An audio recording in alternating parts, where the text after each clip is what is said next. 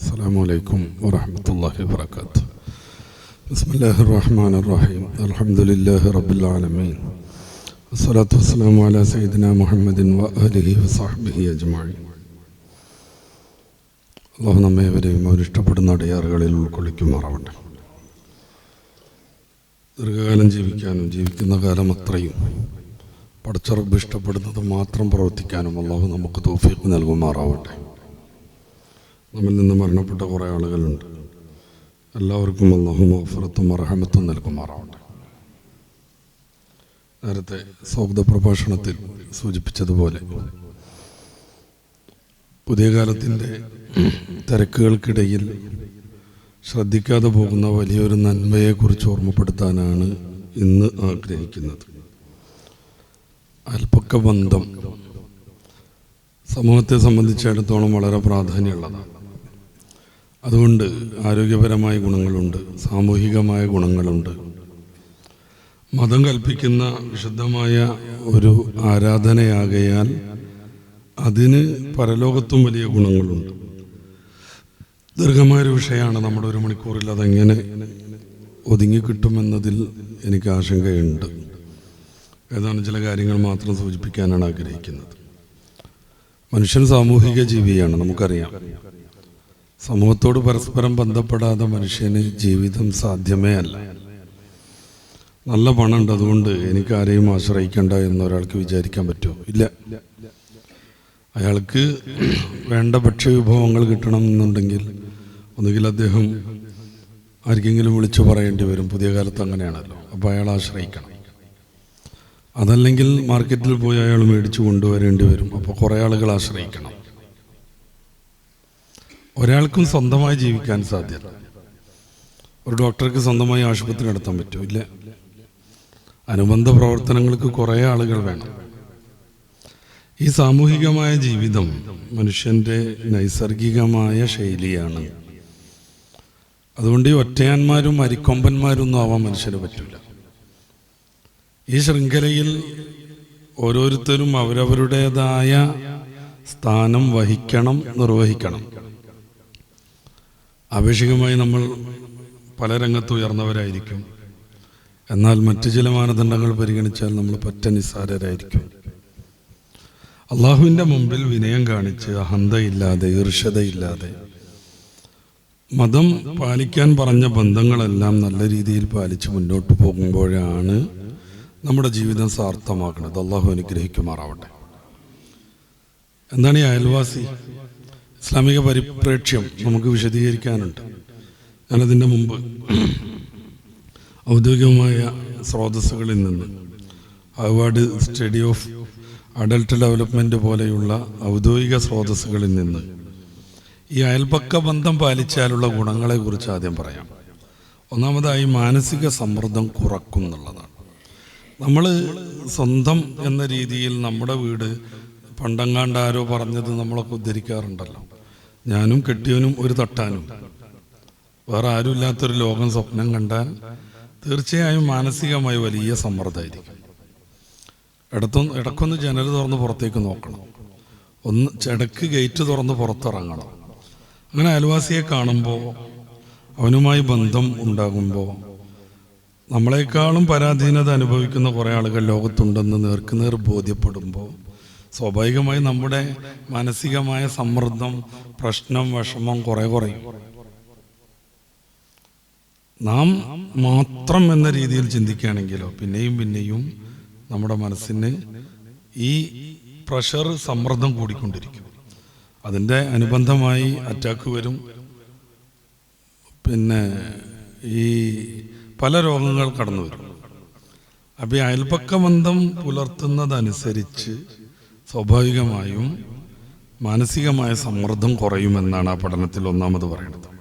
രണ്ടാമതായി ഹൃദയാരോഗ്യം മെച്ചപ്പെടുന്നു. നല്ല അയൽപക്ക ബന്ധമുള്ളവർക്ക് ഹൃദയാഘാത സാധ്യത വളരെ കുറവാണെന്നാണ്. അത് അയൽപക്ക ബന്ധം മാത്രമല്ല, വിശാലമായി ചിന്തിക്കുന്ന ആളുകൾക്ക് അവരുടെ ഹൃദയത്തിൻ്റെ പ്രവർത്തനം നല്ല രീതിയിൽ നടക്കും. ഞെരുങ്ങടതനുസരിച്ച്, ഇടുങ്ങടതനുസരിച്ച്, അതിന് ഈ മാനസികമായ ഇടുക്കം വരുന്നതനുസരിച്ച് അതിൽ കുറേയേറെ നെഗറ്റീവായ സംഗതികളും സംഭവിക്കും. അപ്പോൾ നല്ല ബന്ധം വെച്ച് പുലർത്തുന്ന ആളുകൾക്ക് ഹൃദയത്തിൻ്റെ ആരോഗ്യം കൂടുമെന്നും ആഘാതത്തിനുള്ള സാധ്യത കുറയുമെന്നും പഠനം പറയുന്നു. ഓരോന്നിൻ്റെയും സ്രോതസ് ഞാൻ ഉദ്ധരിക്കുന്നില്ല, ഒക്കെ ഔദ്യോഗികമായ ആധുനിക പഠനങ്ങളാണ്. മൂന്നാമതായി ആയുർദൈർഘ്യം കൂടുന്നു എന്നാണ്. ശരിക്കും പറഞ്ഞാൽ നമ്മുടെ തലച്ചോറ് ഡെവലപ്പ് ആകുമ്പോൾ ശരീരത്തിൽ വരുന്ന ഏത് അപചയങ്ങളെയും പെട്ടെന്ന് പ്രതിരോധിക്കാൻ കഴിയും. ഒന്നും കൂടെ വിശദീകരിച്ച് പറഞ്ഞാൽ, നമ്മുടെ ശരീരത്തിൽ ഒരു രോഗമാണ് പ്രവേശിക്കുന്നത്, ഉടനെ തന്നെ അതിന് പ്രതിരോധം ചെയ്യണമെന്ന് ശരീരത്തിൻ്റെ വിവിധ ഭാഗങ്ങൾക്ക് കൽപ്പന കൊടുക്കുന്നത് തലച്ചോറാണ്. അതുകൊണ്ടാണ് ചിന്താപരമായി തലച്ചോറിനെ എപ്പോഴും ഉത്തേജിപ്പിച്ച് നിൽക്കുന്ന ആളുകൾക്ക് ദീർഘായുസ് ഉണ്ടാവുന്നത്. നമ്മുടെ വലിയ വലിയ ഉസ്താദുമാരെ കുറിച്ച് ആലോചിച്ച് നോക്കൂ. 90 കഴിഞ്ഞിട്ടാണ് മിക്ക പേരും മരണപ്പെടുന്നത്. ലവ് ദർജ ചേർത്തിട്ട് ഉസ്താദ് അങ്ങനെയാണ്, MA ഉസ്താദ് അങ്ങനെയാണ്, ഉള്ളാൾ തങ്ങൾ പാമ്പ് അങ്ങനെയാണ്. ആക്സിഡൻ്റൊക്കെ പറ്റി അങ്ങനത്തെ ചില പ്രശ്നങ്ങൾ കൊണ്ട് മുമ്പേ മരണപ്പെട്ട ആളുകളുണ്ട്. പൊതുവെയാണ് ഞാൻ പറയുന്നത്. അത് മതപരമായി അവരുടെ തലച്ചോറിനെ എപ്പോഴും ഉത്തേജിപ്പിച്ച് നിർത്തുന്നു. ചിന്ത, പഠനം, വായന, ഇങ്ങനെ അവരുടെ തലച്ചോറിൻ്റെ ഓരോ സെല്ലും പ്രവർത്തിക്കേണ്ട വിധം പ്രവർത്തിക്കുന്നു. അങ്ങനെ വരുമ്പോൾ ശരീരത്തിൽ ഇതുപോലെയുള്ള വല്ല രോഗകാരണങ്ങളും വരുന്നതോടുകൂടെ അതിനെ പ്രതിരോധിക്കാനുള്ള മെസ്സേജ് കൃത്യമായി തലച്ചോറിൽ നിന്ന് പോകുന്നു. ഇത് മതരംഗത്തല്ലാത്തവരും അങ്ങനെയൊക്കെ തന്നെയാണ്. ചില രാഷ്ട്രീയക്കാർ കണ്ടിട്ടില്ലേ, അവര് 100 വയസ്സൊക്കെ കഴിഞ്ഞിട്ടാണ് മരിക്കുന്നത്. ഞാൻ ആരുടെയും പേര് പറയുന്നത്. എന്തുകൊണ്ടാണ്? അവരവരുടെ മേഖലയിൽ അവർ തലച്ചോറിനെ എപ്പോഴും ഉത്തേജിപ്പിച്ച് നിർത്തി എന്നുള്ളതാണ്.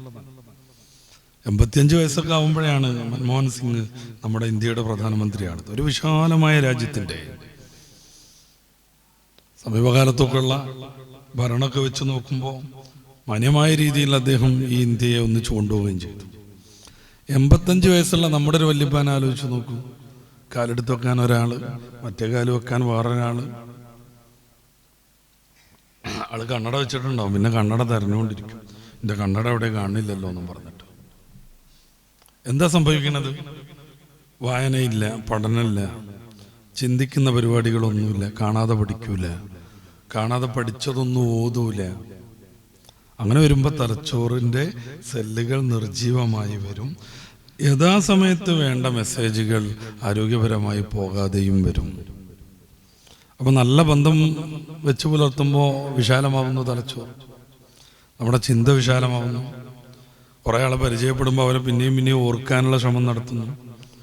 യാദൃച്ഛികമായി ഒരാളെ കണ്ടുമുട്ടുമ്പോൾ ഇത് പണ്ടങ്ങാണ്ട് കണ്ടിട്ടുണ്ടല്ലോ എന്നിങ്ങനെ ആലോചിച്ചുകൊണ്ടിരിക്കുന്നു.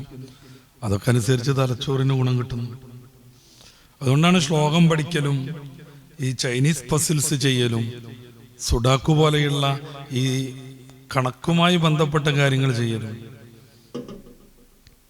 പിന്നെ പണ്ട് പഠിച്ച കാര്യങ്ങളൊക്കെ ഓർത്തോർത്തിരിക്കലും, ഫോൺ നമ്പറുകളൊക്കെ ഓർത്ത് ഡയൽ ചെയ്യലും. പണ്ടൊക്കെ നമുക്ക് എത്ര ഫോൺ നമ്പർ കാണാതെ അറിയായിരുന്നു. ഇന്ന് അവനവൻ്റെത് പോലും അറിയില്ല. എന്തുകൊണ്ട്? നമ്മൾ സെർച്ച് ചെയ്യും. ഭാര്യയുടെ നമ്പർ അറിയില്ല, എൻ്റെ ഫോൺ കാണാനല്ല എവിടെ എന്നറിയാമെന്നൊക്കെ ചോദിക്കുമ്പോൾ നമ്പറൊന്ന് പറയും, ഞാൻ അടിച്ചു നോക്കാം. ഈ നമ്പർ എനിക്ക് കാണാതെ അറിയില്ല. പണ്ടങ്ങനല്ല, കുറേ ഫോൺ നമ്പർ കാണാതെ അറിയായിരുന്നു നമ്മളെ ഈ ലാൻഡ് ഫോണിൻ്റെ കാലത്ത്. അപ്പം നമ്മുടെ തലച്ചോറിന് എത്രമാത്രം നമ്മൾ എക്സസൈസ് കൊടുക്കുന്നു, അത് അങ്ങനെ ആട്ടലൊന്നുമല്ല തലച്ചോറിൻ്റെ എക്സസൈസ്. ഞാനീ പറഞ്ഞ സംഗതികളൊക്കെയാണ്.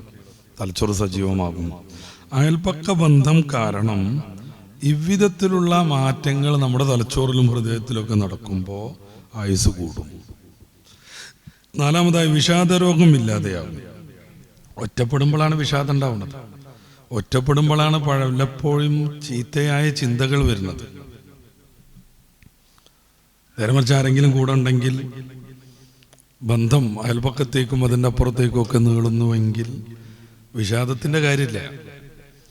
ഒറ്റപ്പെട്ട് ജീവിക്കുമ്പോൾ കുറേ വിഷയങ്ങൾ, ആത്മഹത്യാ പ്രവണത മുതൽ മതവിരുദ്ധമായ കാര്യങ്ങൾ ചെയ്യാനുള്ള തോന്നലുകൾ വരെ ഉണ്ടാകും.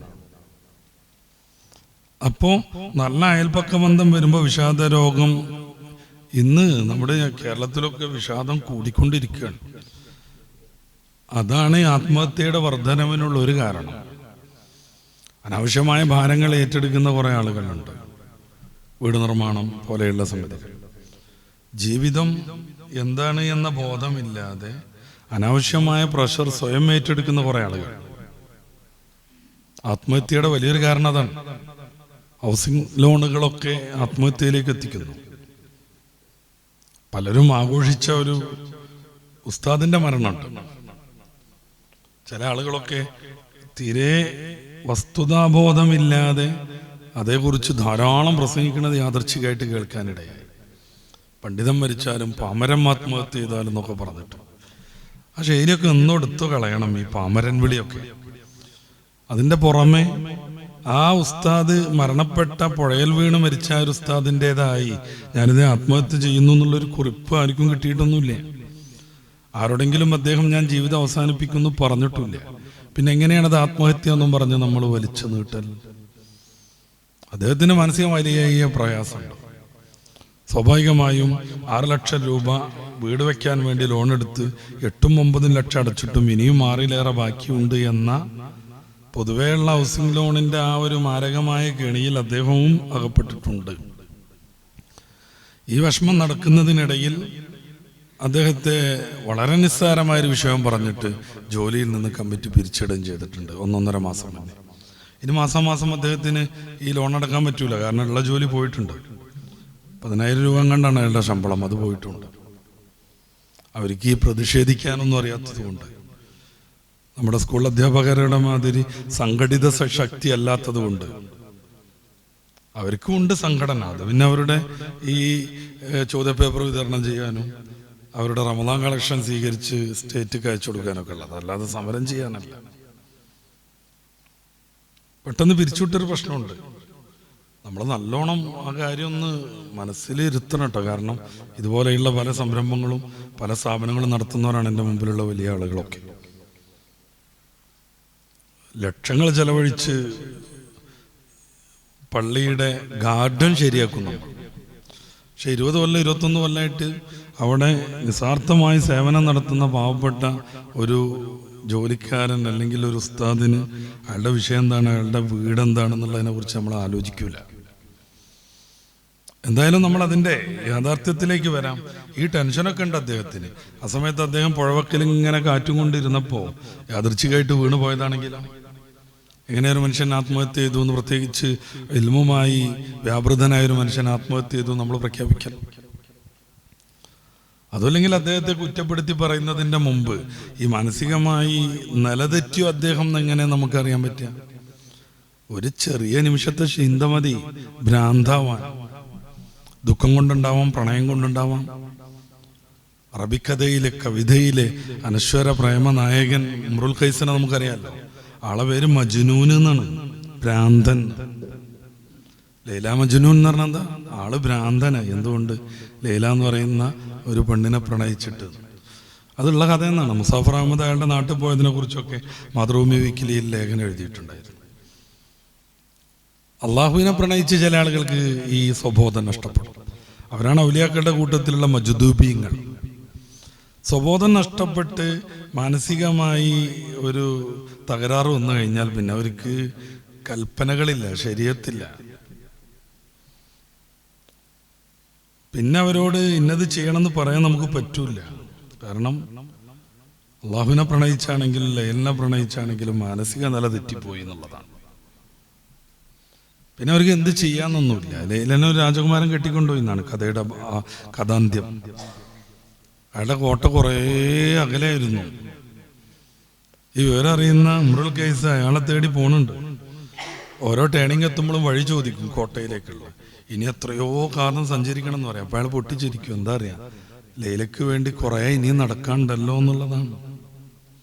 ദൂരേന്ന് പള്ളിയിലേക്ക് വരുമ്പോൾ ഓരോ ചവിട്ടടിക്കും പ്രതിഫലം കേട്ട് ഞങ്ങൾ ഇനി മദീനപ്പള്ളിയുടെ അടുത്തേക്ക് മാറുന്നില്ല, ഇപ്പം താമസിക്കുന്ന അകലെ തന്നെ താമസിക്കാനും തീരുമാനിച്ച ഈ സലീം ഗോത്രം, ആ ഗോത്രത്തിലേക്ക് ആളുകൾ പള്ളിയിലേക്ക് നടന്നു വരുമ്പോൾ അവരുടെ ഒരു വികാരം ഉണ്ടല്ലോ, ഇനിയുണ്ട് കുറേ ദൂരം, അത്രയും ചവിട്ടടി വെക്കാം. ഓരോ ടേണിങ്ങിലും കൊട്ടാരത്തിലേക്ക് വഴി ചോദിക്കുമ്പോൾ അനേകഘാതം ബാക്കിയിരിക്കണമെന്ന് പറയുമ്പോൾ അയാൾക്ക് ശരിയാവുന്നത്. കാരണം ഇനിയും പോകാമല്ലോ, കുറേ നടക്കാമല്ലോ, ആർക്ക് വേണ്ടി, പ്രയസിക്ക് വേണ്ടി. ഇതൊക്കെയാണ് ഭ്രാന്ത്. അത് ഈ ദുഃഖം കാരണം വരും. അങ്ങനത്തെ ഒരു പ്രത്യേകമായ സാഹചര്യത്തിലായിരുന്നു ഈ ഉസ്താദ് വീണുപോയതെന്ന് ആർക്കറിയാൻ പറ്റും?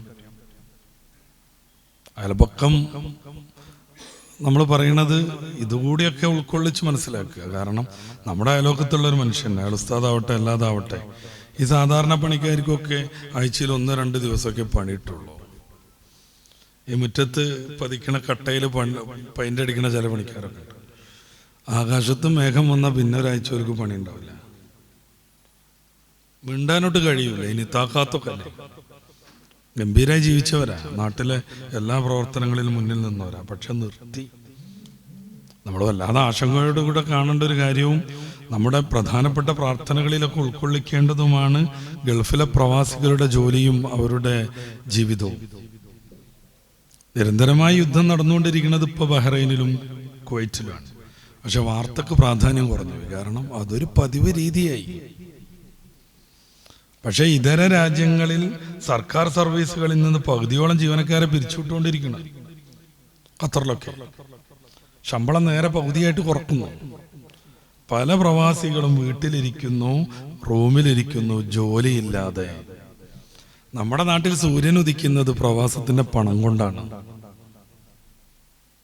ഇല്ലാതായി കഴിഞ്ഞാൽ നകളിപ്പ് തീരും. നമ്മുടെ മക്കളെയും ബന്ധുക്കളെയും എന്താണ് ഇല്ലായ്മ എന്ന് പറഞ്ഞു പഠിപ്പിക്കണം നമ്മൾ. പതിയെ പതിയെ പതിയെ ഗൾഫിൽ നിന്ന് പണം വരാത്ത ഒരു ഇരുണ്ട കാലത്തിന് വേണ്ടി അവരെ തയ്യാറാക്കണം. ഇതുവരുന്നുകൊണ്ടിരിക്കുക. നമ്മുടെ പ്രവാസികൾക്ക് ജോലി കിട്ടാൻ, അവരുടെ ജോലിയിൽ സ്ഥിരത കിട്ടാൻ, ശമ്പളം പതിവ് പോലെ അതിലേറെ വർദ്ധിക്കാനൊക്കെ ഇതുവരുന്നുകൊണ്ടിരിക്കുക. അതോടൊപ്പം നമ്മുടെ അലങ്കാരങ്ങളും ആർഭാടങ്ങളും കുറച്ച് ശീലിക്കുക. കല്യാണം മര്യാദക്ക് നടത്തി പഠിപ്പിക്കുക. സൽക്കാരത്തിന് 40 ചോറ് വേണ്ടേന്ന് പറയുമ്പോൾ 1 മതി എന്ന് പറഞ്ഞ അവരോട് കാര്യമായ രീതിയിൽ അത് അവർക്ക് ഉപദേശിച്ചു കൊടുക്കുക. അപ്പൊ എല്ലായിടത്തും ഇത്തരം വിഷയങ്ങൾ നടന്നു. ആളിനിത്താക്കാത്ത് വന്നതാണ്, വലിയ പണക്കാരനായിരുന്നു, അതുകൊണ്ട് നമ്മൾ തിരിഞ്ഞു നോക്കണ്ടെന്ന് വിചാരിക്കും. നേരിട്ട് വാങ്ങി ശീലം ഉണ്ടാവില്ല. അത് മനസ്സിലാക്കുക എന്നതാണ് അയൽവാസിയുടെ ബാധ്യത. ആരാരും കാണാതെ അദ്ദേഹത്തിന് ആവശ്യമായത് എത്തിച്ചു കൊടുക്കുക എന്നുള്ളതാണ് നമ്മൾ ചെയ്യേണ്ട ഏറ്റവും വലിയ ജിഹാദ്. പ്രവാസികൾക്ക് അല്ലാഹു നിഅമത്ത് വർദ്ധിപ്പിക്കുമാറാവട്ടെ. കാരണം അത് വല്ലാത്തൊരു സംഭവമാണ്. പട്ടിണിയിൽ നിന്ന്, പരിവട്ടത്തിൽ നിന്ന്, വിദ്യാഭ്യാസമില്ലാത്ത ഇരുണ്ട കാലത്തിൽ നിന്ന് കേരളം ഉയർത്തെഴുന്നേറ്റത് പ്രവാസം കൊണ്ടാണ്. പട്ടിണിക്ക് പരിഹാരമില്ലാത്ത ആളുകൾക്ക് എന്ത് PG പഠനം, എന്ത് സ്കൂളിൽ പോവൽ. എൻ്റെ വലിയ ജ്യേഷ്ഠൻ ദർസിലെല്ലാം പഠിക്കുമായിരുന്നു. പക്ഷെ ഇപ്പം വിളിച്ചുകൊണ്ടുവന്നാണ്. ഇപ്പോഴും അദ്ദേഹം സങ്കടം പറയലുണ്ട്. എന്നാലും നിങ്ങൾ മുസ്ലിയാരന്മാരായല്ലോ എന്നുള്ളൊരു നിർവൃതിയാണ് പിന്നെ ഉപ്പരിക്കുള്ളത്. ഞാനും എൻ്റെ തൊട്ടുമേലുള്ള ജ്യേഷ്ഠനും ഈ ഉസ്താദുമാരായപ്പോൾ അദ്ദേഹം ഭയങ്കരമായിട്ട് പറയുന്ന ഒരു സങ്കടം എന്താണെന്ന് വെച്ച് കഴിഞ്ഞാൽ, ആ ഉസ്താദ് തെരഞ്ഞു വന്നു എന്നാണ് പിന്നെ വീട്ടിക്ക്. അപ്പോൾ ഉപ്പ പറഞ്ഞു, ഞാൻ പണിക്കോവും, അപ്പോൾ അവിടെ കുട്ടികളെ നോക്കാനൊന്നും ആരുമില്ല, അതുകൊണ്ട് ഓനെ വിളിച്ചതാണ്. മൂപ്പരവസാനം ദേഷ്യം പിടിച്ചെന്നാൽ 4 പൈക്കളയും വാങ്ങിക്കൊടുത്തല്ലെന്ന് പറഞ്ഞു പോയി എന്നാണ്. ഒരു തോർത്തുകൊണ്ട് മാത്രം എടുത്തിട്ട് കുട്ടികളെ മൊത്തം വളർത്തിയിരുന്ന അദ്ദേഹത്തിൻ്റെ ആ പഴയകാലം പറയാറുണ്ട്. ചില ആളുകളൊക്കെ പറയും, ഞങ്ങൾ വന്നിട്ടാണ് വിദ്യാഭ്യാസം വന്നത്. തള്ളാണ്, വെറും തള്ള്. ഈ ഒരു സാഹചര്യത്തിൽ എങ്ങനെ PG പഠിക്കുക, എങ്ങനെ +1 പഠിക്കുക, എങ്ങനെ സ്കൂളിൽ പോവുക? പിന്നെ നമ്മൾ പതിയെ അത്യാവശ്യത്തിലേറെ വിദ്യാഭ്യാസത്തിലേക്ക് എത്തി. എല്ലാ രംഗത്തും നല്ല പ്രഗത്ഭരായ വിശ്വാസികൾ കടന്നു വന്നു. എന്തുകൊണ്ട്? ഗൾഫ് പണം കൊണ്ട്. അതുകൊണ്ട് അവർക്ക് വേണ്ടി ദ്വാരന്നുകൊണ്ടേയിരിക്കണം. ഞാൻ സാന്ദർഭികമായിട്ട് സൂചിപ്പിച്ചതാണ്.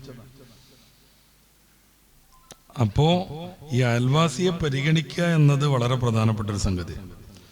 ഞാൻ പറഞ്ഞല്ലോ, ഈ അയൽബന്ധം ഉണ്ടാകുന്നതനുസരിച്ചുള്ള ആരോഗ്യകാര്യങ്ങളാണ് നമ്മൾ സംസാരിക്കുന്നത്. ഈ ഡിമെൻഷ്യ പോലെയുള്ള മാനസിക വിഷയങ്ങൾ കുറയുന്നതാണ്.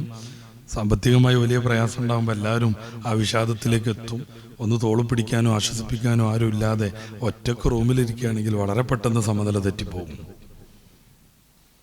അതിനാണ് ബന്ധങ്ങൾ ഊഷ്മളമാക്കണം എന്ന് പറയുന്നത്. പിന്നെ മെച്ചപ്പെട്ട ഉറക്കം കിട്ടുന്നതാണ്. ഉറക്കം വലിയൊരു സംഭവമാണ് കേട്ടോ. ഉറങ്ങാനായിട്ട് ജീവിക്കുന്ന കുറച്ച് ആൾക്കാരുണ്ട്. എത്രയാണ് നഷ്ടപ്പെട്ടു പോണത്. അജബല്ലിൽ മുഹിബി കൈഫയനാമോ, പണ്ടൊരു സൂഫി കവി പാടിയതാണ്. അജബല്ലിൽ മുഹിബി കൈഫയനാമോ, പടച്ചറബിന് ഇഷ്ടപ്പെട്ടയാൾ ഉറങ്ങുന്നത് കണ്ടു വല്ലാത്തൊരു കൗതുകം. പടച്ച റബ്ബിനെ ഇഷ്ടപ്പെട്ട് മുഹിബായി നടക്കുന്ന ഒരുത്തൻ ഉറങ്ങിക്കൊണ്ടിരിക്കുക. ആഖിറത്തിനെ കുറിച്ച് വിചാരവും ബോധമുള്ള ഒരുത്തൻ ഉറങ്ങി സമയം കളഞ്ഞുകൊണ്ടിരിക്കുക. അജബൻ, വല്ലാത്തൊരു കൗതുകം. കുല്ലനോമിൻ അലൽ മുഹിബ്ബി ഹറാമോ. ഇങ്ങനെ ഉറങ്ങൽ ഹറാമാ. കാര്യം ആഖിറത്തിനെ കുറിച്ച് ബോധമുണ്ട്, പടച്ച റബ്ബിനെ കുറിച്ച് വിശ്വാസമുണ്ട്, എന്നിട്ട് സമയം ഉറങ്ങി തീർത്തുകൊണ്ടിരിക്കുക. കുറെ ആളുകൾ അങ്ങനെ. കുറെ ആളുകൾക്ക് ഉറക്കിന്റെ പരിപാടിയല്ല, ഉറക്ക് കിട്ടണേ അല്ല. അതിന്റെ കാരണങ്ങളെ കുറിച്ച് പഠിക്കണം. ശരിക്കും ഒരു 6-7 മണിക്കൂറൊക്കെ എന്തായാലും ഉറങ്ങണം. ചെറിയ കുട്ടികളൊക്കെ ആണെങ്കിൽ 8 മണിക്കൂർ 9 മണിക്കൂർ ഉറങ്ങണം. മഹസാലി റളിയല്ലാഹു അൻഹു ഉലൂമുദ്ദീനിൽ നടത്തുന്നൊരു ചർച്ച ബഹുമാന്യരാവുന്ന കോടമ്പുഴ ഉസ്താദ് ഉറക്കവും സ്വപ്നവും എന്ന് പറയുന്ന അദ്ദേഹത്തിൻ്റെ ഒരു പഴയ പുസ്തകത്തിൽ ഉദ്ധരിക്കുന്നുണ്ട്. പരിശീലിപ്പിച്ച് കൊണ്ടുവന്നാൽ ഉറക്കിനെ നമുക്ക് നിയന്ത്രിക്കാൻ പറ്റുന്നു. ആ ഒരു തലത്തിലേക്ക് എത്തിയാൽ സ്വാഭാവികമായും ഉറക്കിൻ്റെ ക്ഷീണം നമ്മൾ അനുഭവിക്കാത്ത വിധം ദൈനംദിന പ്രവർത്തനങ്ങൾ ഭംഗിയിൽ നടന്നു പോകും. ഈ കഥ, ഈ ചരിത്രം, അല്ലെങ്കിൽ ഈ ചർച്ച ഉദ്ധരിക്കുന്ന കോടമ്പുഴ ഉസ്താദ് അതിനൊരു ഉദാഹരണമാണ്. ഇവിടെ എന്നോട് നേരിട്ട് പറഞ്ഞത് 1 മണിക്ക് മുമ്പ് ഉറങ്ങിയത് ഓർമ്മയിലില്ല എന്നാണ്. ആരോഗ്യപരമായ വിവിധങ്ങളായ വിഷയങ്ങളൊക്കെ ഉണ്ട്. അല്ലാഹു കോടമ്പുഴ ഉസ്താദിനും പൊന്മുള ഉസ്താദിനും നമ്മുടെ നേതാക്കൾക്കൊക്കെ ആഫിയത്തുള്ള ദീർഘായുസ്സ് നൽകുമാറാവട്ടെ. 1 മണിക്ക് മുമ്പ് ഉറങ്ങിയത് ഓർമ്മയിലില്ല എന്നാണ് പറയണത്. സുബഹിന്റെ മുമ്പ് എഴുന്നേൽക്കുകയും ചെയ്യും. ഇനി ബൗദ്ധികമായ വ്യവഹാരങ്ങളൊന്നും പാടില്ല. സമ്പൂർണ്ണ വിശ്രമം നടത്തണമെന്ന് പറഞ്ഞ് ഈ വയറിൻ്റെ അസുഖം കാരണം ചില നിയന്ത്രണങ്ങളൊക്കെ വെച്ച് ഡോക്ടർമാർ വീട്ടിലേക്ക് വിട്ട്. സമ്പൂർണ്ണ നിയന്ത്രണം, വിശ്രമം, ദർസെടുക്കാൻ പാടില്ല എന്നും പറഞ്ഞിട്ട് മൂപ്പരാൾ 10-25 ദിവസം കഴിഞ്ഞിട്ട് ദർസിലേക്ക് വരുമ്പോൾ ഒരു കിതാബും കൊണ്ടാണ് വരുന്നത്. അങ്ങനെ വിശ്രമിച്ചത്. ഒരു കിതാബ് ഉണ്ടാക്കി, പുതിയ കിതാബ്. നമ്മൾ ചില ആളുകളൊന്നും മനസ്സിലാക്കൂല.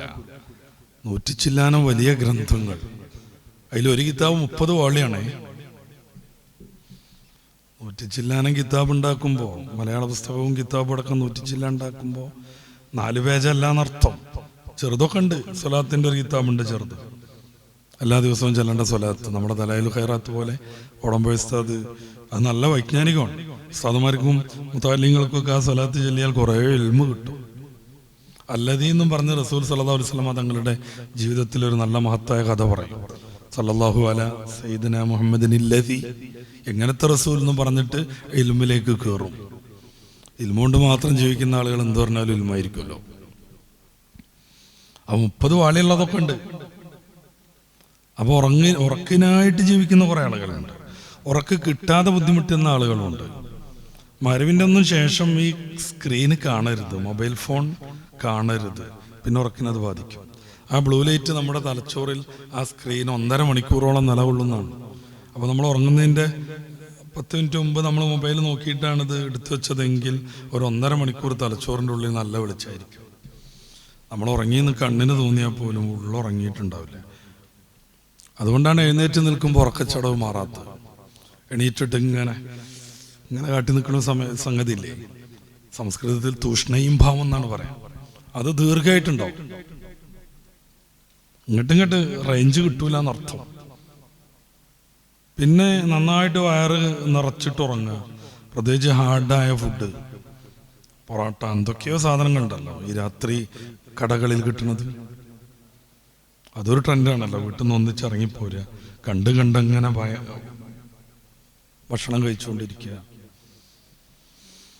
എന്നിട്ട് ലാസ്റ്റ് ഈ കരിഞ്ഞതും പൊരിഞ്ഞതുമൊക്കെ ധാരാളം കഴിച്ചിട്ട് കിടന്നുറങ്ങാൻ നിന്നാൽ ആന്തരിക അവയവം, നമുക്കൊക്കെ അറിയാവുന്നതുപോലെ വയറിനുള്ളിൽ ഈ ദഹനം നടക്കാനുള്ള സംവിധാനം എന്താണ്? ആമാശയ ഭിത്തികളുടെ ചലനം എന്നൊക്കെ പറഞ്ഞാൽ പിടിച്ചു കുലുക്കലൊന്നുമല്ല, നേരിയ ചലനം. അതിൻ്റെ ഇടയിൽ ഒതുങ്ങി കിട്ടണത്. അല്ലാതെ നമ്മുടെ എന്തെങ്കിലും മിക്സിൻ്റെ ഉള്ളിലുള്ള പല്ലൊന്നോടെ വർക്ക് ചെയ്യണില്ല. ശരിക്കും നല്ലത് മഗ്‌രിബിൻ്റെ ഉടനായിട്ട് ഭക്ഷണം കഴിക്കലാണ്. പിന്നെ കഴിക്കാതെ ഇരിക്കുന്ന വേണം. കുറച്ച് വൈകിട്ടൊക്കെ ഉറങ്ങണത്, ഒരു 9 മണി 10 മണിക്കൊക്കെയാണ് ഉറങ്ങണതെങ്കിൽ വേണമെങ്കിൽ വല്ല വെള്ളവും കുടിക്കാമെന്ന് മാത്രം. ഹാർഡായ ഫുഡ് കഴിക്കരുത്, ഏകദേശം ദഹിച്ച് കഴിയണം. അങ്ങനെ വന്നാൽ നല്ല ഉറക്കം കിട്ടും. മറ്റേ നമ്മൾ കയറി കിടന്നാൽ തന്നെ ഉറങ്ങിയിട്ടുണ്ടാവും ബിരിയാണിയുടെ ആലസ്യത്തിൽ. പക്ഷെങ്കിൽ ഉൾഭാഗം ഉറങ്ങിയിട്ടുണ്ടാവില്ല, ശരീരത്തിൻ്റെ ഉള്ളുറങ്ങിയിട്ടുണ്ടാവില്ല. അതുകൊണ്ട് ഞാൻ നേരത്തെ പറഞ്ഞ മാതിരി എഴുന്നേറ്റ റേഞ്ച് കിട്ടൂല. അയൽപക്ക ബന്ധം ഉണ്ടാകുമ്പോൾ, നല്ല സുഹൃത്തുക്കളുമായി കൂട്ടുകൂടുമ്പോൾ മാനസികമായി വിശാലത വരും, നല്ല ഉറക്കം കിട്ടും. ഇനി അയൽപക്ക ബന്ധം പാലിക്കുന്നതിൻ്റെ ചില സാമൂഹികമായ ഗുണങ്ങൾ നമുക്ക് പറയാം. ഒന്ന്, കുറ്റകൃത്യങ്ങൾ കുറയുന്നു എന്നാണ്. ഞാൻ നേരത്തെ പറഞ്ഞതുപോലെ ഓരോന്നിൻ്റെയും സോഴ്സ് ഉണ്ട്, ഞാനത് ഉദ്ധരിക്കാൻ വേണ്ടി സമയം കളയുന്നില്ല. യൂണിവേഴ്സിറ്റി ഓഫ് ചിക്കാഗോ പഠിച്ച, അമേരിക്കയിലെ ചിക്കാഗോ ഉണ്ടല്ലോ, നമ്മളെ വിവേകാനന്ദം വേദറിയാൻ പോയി, അവിടുത്തെ യൂണിവേഴ്സിറ്റി പഠിച്ചൊരു പഠനമാണ് ഈ പറയണത്. സജീവമായ അയൽപക്ക കൂട്ടായ്മകൾ ഉള്ള ഇടങ്ങളിൽ മോഷണം, അക്രമങ്ങൾ തുടങ്ങിയ കുറ്റകൃത്യങ്ങൾ വളരെ കുറവാണ്. കാരണം അയൽവാസികൾ അങ്ങോട്ടും ഇങ്ങോട്ടും ബന്ധമാണ്. അപ്പോൾ ഒരു സ്ഥലത്തൊരു സൂചന കിട്ടിയാൽ, ഒരു കള്ളനെ കണ്ടാൽ അവരെല്ലായിടത്തേക്കും അത് എത്തിക്കും, ഫോൺ വിളിക്കും, ഗ്രൂപ്പിൽ വിടും. അപ്പോൾ കുറ്റകൃത്യങ്ങൾ കുറയും. ഞാൻ വേഗം പോവുകയാണ് കേട്ടോ. അതൊരു സാമൂഹികമായ ഗുണമാണ്. കാരണം നാട്ടിലേക്കൊരു ഒരു ഒരു മയക്കുമരുന്ന് കച്ചവടക്കാരൻ വന്നു. അപ്പോൾ ശ്രദ്ധിക്കണം കേട്ടോ എന്ന്, അയൽപക്കം നല്ല ക്ലിയറായി നിൽക്കുകയാണെങ്കിൽ ശ്രദ്ധിക്കണം കേട്ടോ എന്ന് എല്ലാവരും പരസ്പരം മെസ്സേജ് കൈമാറും, ശ്രദ്ധിക്കണം കേട്ടോ. അപ്പം എന്താ സംഭവിക്കുക? ഈ ചങ്ങാതിക്ക് അവനുദ്ദേശിച്ച കച്ചവടം, മയക്കുമരുന്നിന്റെ വിതരണം സാധ്യമല്ലാതെ വരും. അപ്പൊ കുറ്റകൃത്യങ്ങൾ കുറയും അയൽപക്ക ബന്ധം സജീവമായാൽ. അടിയന്തര ഘട്ടങ്ങളിൽ ദ്രുത സഹായം കിട്ടും. അടിയന്തര ഘട്ടങ്ങളിൽ സഹായം കിട്ടും, അതുറപ്പാണല്ലോ. നമ്മൾ തന്നെ പറയാറുണ്ട്, ദൂരെയുള്ള മിത്രത്തെക്കാളും നല്ലത് അടുത്തുള്ള ശത്രുവാണെന്ന്. ഒന്ന് ഓടി വരണമെങ്കിൽ, ലൈറ്റ് ഇട്ടിട്ടില്ലെങ്കിൽ ഒന്ന് വിളിച്ചു നോക്കുക. പത്തായത്തിനൊക്കെ അല്ലേ നമ്മുടെ അയൽപക്കത്തു നിന്ന് ലൈറ്റ് കാണില്ല, അപ്പം ഒന്ന് വിളിച്ചു നോക്കും, നിങ്ങൾ നീച്ചിട്ടില്ലേ, അല്ലാ താത്ത ഞങ്ങൾ അറിഞ്ഞിട്ടില്ലാറിന് വേഗം ചാടി എഴുന്നേൽക്കും. രാവിലെ ലൈറ്റ് കാണുന്നില്ലേ, പത്രമുണ്ട് 2 ദിവസത്ത്, ഇങ്ങനെ 2 ദിവസത്തേക്കൊന്നും എത്താൻ പാടില്ല കേട്ടാ. മുമ്പിൻ സൊസൈറ്റിയിൽ 2 ദിവസം പത്രമുണ്ട് മുറ്റത്ത് ഇങ്ങനെ കിടക്കണം. അപ്പോൾ ഇവരിത് എടുക്കണില്ല, എന്തോ പറ്റിയിട്ടുണ്ട്. നമ്മൾ ചെന്ന് തുറന്നു നോക്കുമ്പോൾ വാതിൽ തുറക്കണില്ലേ. ഇതിപ്പോൾ അയൽവാസി പോകട്ടെ, സ്വന്തം മാതാവിനോടും പിതാവിനോടും വരെ 6 മാസം 7 മാസത്തിൻ്റെ ഇടയ്ക്ക് ഒരു ഫോൺ ബന്ധം പോലും ഇല്ലാത്തവരാണ് പുതിയ തലമുറ. ആ സങ്കടം എങ്ങനെ പറയാനറിയില്ല. മുംബൈയിൽ ഫ്ലാറ്റിൽ താമസിക്കുന്ന, ഒറ്റയ്ക്ക് താമസിക്കുന്ന വൃദ്ധയാകുന്ന ഒരമ്മ, മകനും മരുമകളും മക്കളും ഒക്കെ അമേരിക്കയിൽ വലിയ ജോലിയും വലിയ സന്തോഷത്തിൽ ജീവിച്ചുകൊണ്ടിരിക്കുന്നു. കുറേ മാസമായിട്ട് ഫ്ലാറ്റിന് കാശ് കൊടുക്കാത്തത് കൊണ്ട് തെരഞ്ഞു പോയി ഫ്ലാറ്റ് ഉടമ. വാതിലടച്ചിരിക്കണം. അദ്ദേഹം തുറക്കാൻ ശ്രമിച്ചു, അകത്തേക്ക് പൂട്ടിയിരിക്കാൻ. അദ്ദേഹം പോലീസിനെ വിളിച്ചു. പോലീസിന്റെ സഹായത്തോടു കൂടെ അവർ വാതിൽ തുറന്നപ്പോൾ ചൂരലിന്റെ ചാരുകസേരയിൽ സാരിയും ബ്ലൗസും അമർന്ന് കിടക്കുകയാണ്. ദ്രവിച്ചു പോയിട്ടുണ്ടാവും അമ്മ. മരിച്ചിട്ട് 6-7 മാസമായിരിക്കണം. അങ്ങനെ കടന്ന് മരിച്ചിട്ട് ദ്രവിച്ചിരിക്കുന്നു. അവരുടെ മാംസള ഭാഗങ്ങളൊക്കെ ഉരുകി താഴെ വീണിരിക്കുന്നു. ആലോചിക്കുങ്ങൾ. അമേരിക്കയിൽ ജോലി ചെയ്യുമ്പോൾ ചിലപ്പോൾ വരാനും കാണാനും എപ്പോഴും പറ്റിയെന്ന് വരില്ല. എന്നാലും തീരെ സമയമില്ല എന്ന് പറഞ്ഞാലും താനാക്കി മാറ്റാൻ കഷ്ടപ്പെട്ട ആ ഒരു ജീവനെ മാനിക്കണ്ടേ, ഒന്ന് കോൾ ചെയ്യണ്ടേ ഇടക്കിടക്ക്. അയാളുടെ എന്തെങ്കിലും വിനോദം മുടങ്ങിയിട്ടുണ്ടാവോ, ഷോപ്പിംഗ് മുടങ്ങിയിട്ടുണ്ടാവോ, അയാൾ ക്ലബ്ബ് പോകൽ മുടങ്ങിയിട്ടുണ്ടാവോ, അയാളുടെ കൂട്ടുകാരോടൊപ്പമുള്ള ഈ രാത്രി ആഘോഷങ്ങൾ മുടങ്ങിയിട്ടുണ്ടാവോ? അമേരിക്കയിലല്ല, മുടങ്ങിയിട്ടുണ്ടാവോ? ഒരിക്കലും മുടങ്ങിയിട്ടുണ്ടാവില്ല. പക്ഷെ അതിൻ്റെ ഇടക്ക് വൃദ്ധയായ അമ്മ, പലർക്കും ഉണ്ട് അങ്ങനെ ഒരു അബദ്ധം. 2 അബദ്ധമാണ് കേരളക്കാർക്ക്. മുസ്ലിം സൊസൈറ്റിയിലൊക്കെ പൊതുവെ വീട് വയ്ക്കാൻ വേണ്ടി ജീവിതം തുലക്കലാണ്. പിന്നെ ആ ഒരു കടവും ആ ഒരു ആശങ്കയും അത് കാരണമായിട്ടുള്ള അറ്റാക്കുമായിട്ട് ജീവിക്കുക. ക്രിസ്ത്യൻ സൊസൈറ്റിയിലൊക്കെ പൊതുവെ എന്താ, അവര് പഠിപ്പിച്ച് ജോലി ഉണ്ടാക്കാൻ വേണ്ടി ഭയങ്കരമായി മക്കളെ പുറകെ കൂടും, അതിന് ലോൺ എടുക്കും, അതിന് പറമ്പ് വയ്ക്കും. അവസാനം അവർ നഴ്സായി, ഡോക്ടറായി ഓസ്ട്രേലിയയിലോ അല്ലെങ്കിൽ യൂറോപ്പിലോ ഒക്കെ പോയിട്ട് സെറ്റിലാവും. പിന്നെ കാര്യമായിട്ട് ബന്ധമൊന്നും ഉണ്ടാവില്ല. ഈ ലോണും ഈ കടവുമായിട്ട് ഈ വൃദ്ധരായ മാതാപിതാക്കൾ നരകിക്കും. അപ്പം അങ്ങനെ ഒരു അന്തം വെച്ച് വരുന്നുണ്ട് പൊതുവെ. ഞാൻ സൂചിപ്പിക്കുന്നത്, സ്വന്തം അയൽവാസിയോടെ കിടക്കട്ടെ, 2 ദിവസം 3 ദിവസം പത്രം അവിടെ വന്നത് കിടക്കുന്നുണ്ട്, അവരത് എടുത്തിട്ടില്ല എന്നുള്ള ബോധം പോട്ടെ. സ്വന്തം അമ്മയ്ക്ക് 6-7 മാസത്തിനിടയ്ക്കിൽ ഒരു കോള് പോലും ചെയ്തിരുന്നുണ്ടെങ്കിൽ അമ്മ ഫോൺ എടുക്കാതെ വന്നാൽ അടുത്ത ഒരു ഘട്ടത്തിലേക്ക് കടക്കൂലേ? അവർ വേറെ ആരെങ്കിലും വിളിക്കൂലേ? സെക്യൂരിറ്റിനെ വിളിക്കൂലേ? അല്ലെങ്കിൽ ബന്ധുക്കളെ വിളിക്കൂലേ? ഇതൊന്നും സംഭവിച്ചിട്ടില്ല. അപ്പോൾ അയൽവാസികളോട് ബന്ധം പുലർത്തുമ്പോൾ അടിയന്തരമായി ലഭ്യമാവേണ്ട ഒരു സഹായം കിട്ടും. നമ്മുടെ വീട്ടിലുള്ളവർക്കൊക്കെ ഫസ്റ്റ് എയ്ഡിൻ്റെ ഏറ്റവും പ്രധാനപ്പെട്ട സംഗതികൾ പഠിപ്പിച്ചു കൊടുക്കണം. പ്രഥമ ചികിത്സ, ശുശ്രൂഷ, ഫസ്റ്റ് എയ്ഡ്. ഇന്നലെ ഞാൻ വായിച്ചിട്ടുണ്ട്, ഇന്നലെ ഞാൻ കണ്ട് റംബുട്ടാൻ വായയിൽ കുടുങ്ങിയിട്ട് വൃദ്ധം മരിച്ചു. റംബുട്ടാൻ വായയിൽ കുടുങ്ങി വൃദ്ധം മരിച്ചു. മുലപ്പാല് തൊണ്ടയിൽ കെട്ടിയിട്ട് കുഞ്ഞു മരിച്ചു. വീണു, പാമ്പ് കടിച്ചു. ഇതൊക്കെ സംഭവിക്കാലോ. അല്ലാഹു നമ്മളൊക്കെ അപകടങ്ങളിൽ നിന്ന് കാത്തുരക്ഷിക്കട്ടെ.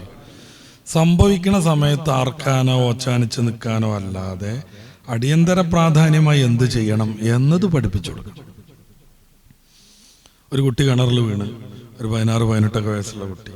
ഇത് കണ്ടോടുകൂടെ അമ്മ പോയി ചാടി എൻ്റെ തലയിൽ കൂടെ. അതാ വേണ്ടത്? സ്നേഹം പ്രകടിപ്പിക്കാൻ തലയിൽ കൂടി എടുത്ത് ചാടാണോ വേണ്ടത്? ആ കുട്ടി ഒറ്റ പിടുത്തം പിടിച്ചു, രണ്ടാളും മുങ്ങി. അതാണോ വേണ്ടത്?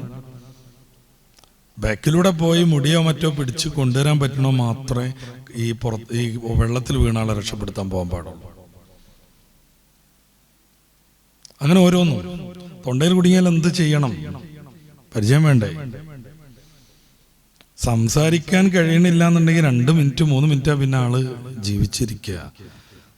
നമ്മൾ ഈ വിളിച്ചോല് വിളിക്കാനും പാളം വെക്കാനും എൻ്റെ കുട്ടി എന്നറിയാനും നിൽക്കുന്ന സമയം വളരെ വിലപ്പെട്ടതാണ്.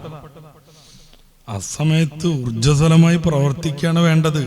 അല്ലെങ്കിൽ നമ്മുടെ കയ്യിൽ കിടന്ന് കുഞ്ഞ് പറക്കും ആഖിറത്തിലേക്ക്. അപ്പൊ വീട്ടിൽ തന്നെ ഫസ്റ്റ് എയ്ഡ് പരിശീലനം കൊടുക്കണം എന്നപ്പോൾ ഞാൻ ആദ്യം പറഞ്ഞു. രണ്ടാമത്തേത്, അയൽവാസിയിലൊക്കെ അങ്ങനത്തെ നല്ല സ്ത്രീകളൊക്കെ ഉണ്ടാവും. തൊണ്ടയിൽ കുടുങ്ങിയെന്ന് വെച്ചാൽ അവരെ വിളിക്കുകയാണെങ്കിൽ നല്ല ബന്ധാണെങ്കിൽ ഓടി വരും.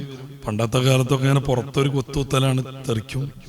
പുതിയ കാലത്തൊക്കെ അവരെ എഴുന്നേൽപ്പിച്ച് നിർത്തിയിട്ട് ഒരു കാല് അവരുടെ 2 കാലിൻ്റെ ഉള്ളിലൂടെ ഇട്ട് വയറിൽ മുഷ്ടി ചുരുട്ടി വെച്ച് 2 കൈ കൊണ്ട് റൗണ്ടിൽ കറക്കലാണ്. അങ്ങനെ 2, 3, 4 വട്ടാകുമ്പോഴേക്കും അവരിത് തൊണ്ടയിൽ കുടുങ്ങിയത് പുറത്തേക്ക് ചാടും. അപ്പൊ എല്ലാ വീട്ടിലും അതിന് പറ്റിയവരില്ലെങ്കിൽ അയൽവാസബന്ധം ഉണ്ടായാൽ അവരിൽ നിന്ന് ആ സഹായം നമുക്ക് പ്രതീക്ഷിക്കാൻ കിട്ടും. അപ്പൊ അതുകൊണ്ടാണ് പറയുന്നത്, അയൽപക്ക ബന്ധത്തിന്റെ സാമൂഹികമായി വലിയ ഗുണങ്ങളുണ്ട്. സാമൂഹിക മൂലധനം വളരും. വിശ്വാസവും സഹകരണവും വർദ്ധിക്കുന്നതനുസരിച്ച് ആ പ്രദേശത്തിന് മൊത്തം പുരോഗതി ഉണ്ടാവും. ഇപ്പൊ ഈ പയറ്റ് പരിപാടികളൊക്കെ ഇല്ലേ, പയറ്റ് നമ്മുടെ നാട്ടിൽ കുറിക്കല്യാണം എന്നാ പറഞ്ഞിരുന്നത്. എടുത്തുപോയൊരു നല്ല സ്വഭാവമാണ്. നമ്മുടെ നാട്ടിൽ നിന്ന് എടുത്തു പോയതാണ് കുറേയേറെ ആളുകൾ പലിശക്കണിയിൽ പെടാനുള്ള ഒരു കാരണം. ഇവിടെ വടകര ഭാഗത്ത് ഞാൻ പ്രസംഗിക്കാൻ പോയി.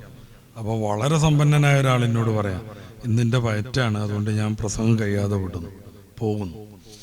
ഞാൻ ചോദിച്ചു, നിങ്ങൾക്ക് പയറ്റേണ്ട കാര്യമോ? മൂപ്പര് പറഞ്ഞെന്താ വെച്ചാൽ, ഇവിടെ അതെല്ലാവരും നടത്തും. പൈസയ്ക്ക് വല്ലാതെ ഗതികെട്ടവനാണ് നമ്മുടെ നാട്ടിൽ പണ്ട് കുറിക്കല്യാണം നടത്തിയത്. ആ ഭാഗത്ത് അങ്ങനല്ല, പയറ്റ് എന്നാണ് അവർ പറയുക. നിശ്ചിത ദിവസം പരസ്യം ചെയ്ത് ഏതാളും ഈ പയറ്റ് നടത്തും. അപ്പം എന്താ ഗുണം?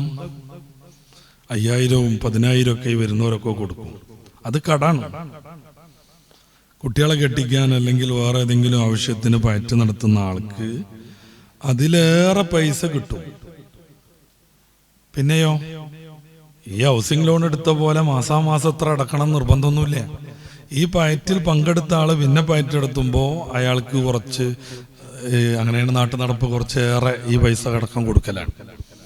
അപ്പൊ ആശങ്കകളില്ല, എല്ലാ മാസവും ഇത്ര അടച്ചിരിക്കണം എന്ന് ആശങ്കകളില്ല. ഇയാളുടെ കാര്യം കൃത്യമായി നടക്കുകയും ചെയ്യും. പാവപ്പെട്ട ആളുകളൊക്കെ ആണെങ്കിൽ പയറ്റേര് പറയുകയും ചെയ്യും, നമുക്കത് ആവശ്യമല്ല കേട്ടാ, ഈ അത് കരുതിയിട്ട് ബേജാറാകണ്ട. നോക്കുങ്ങൾ എത്ര മനോഹരാണ്.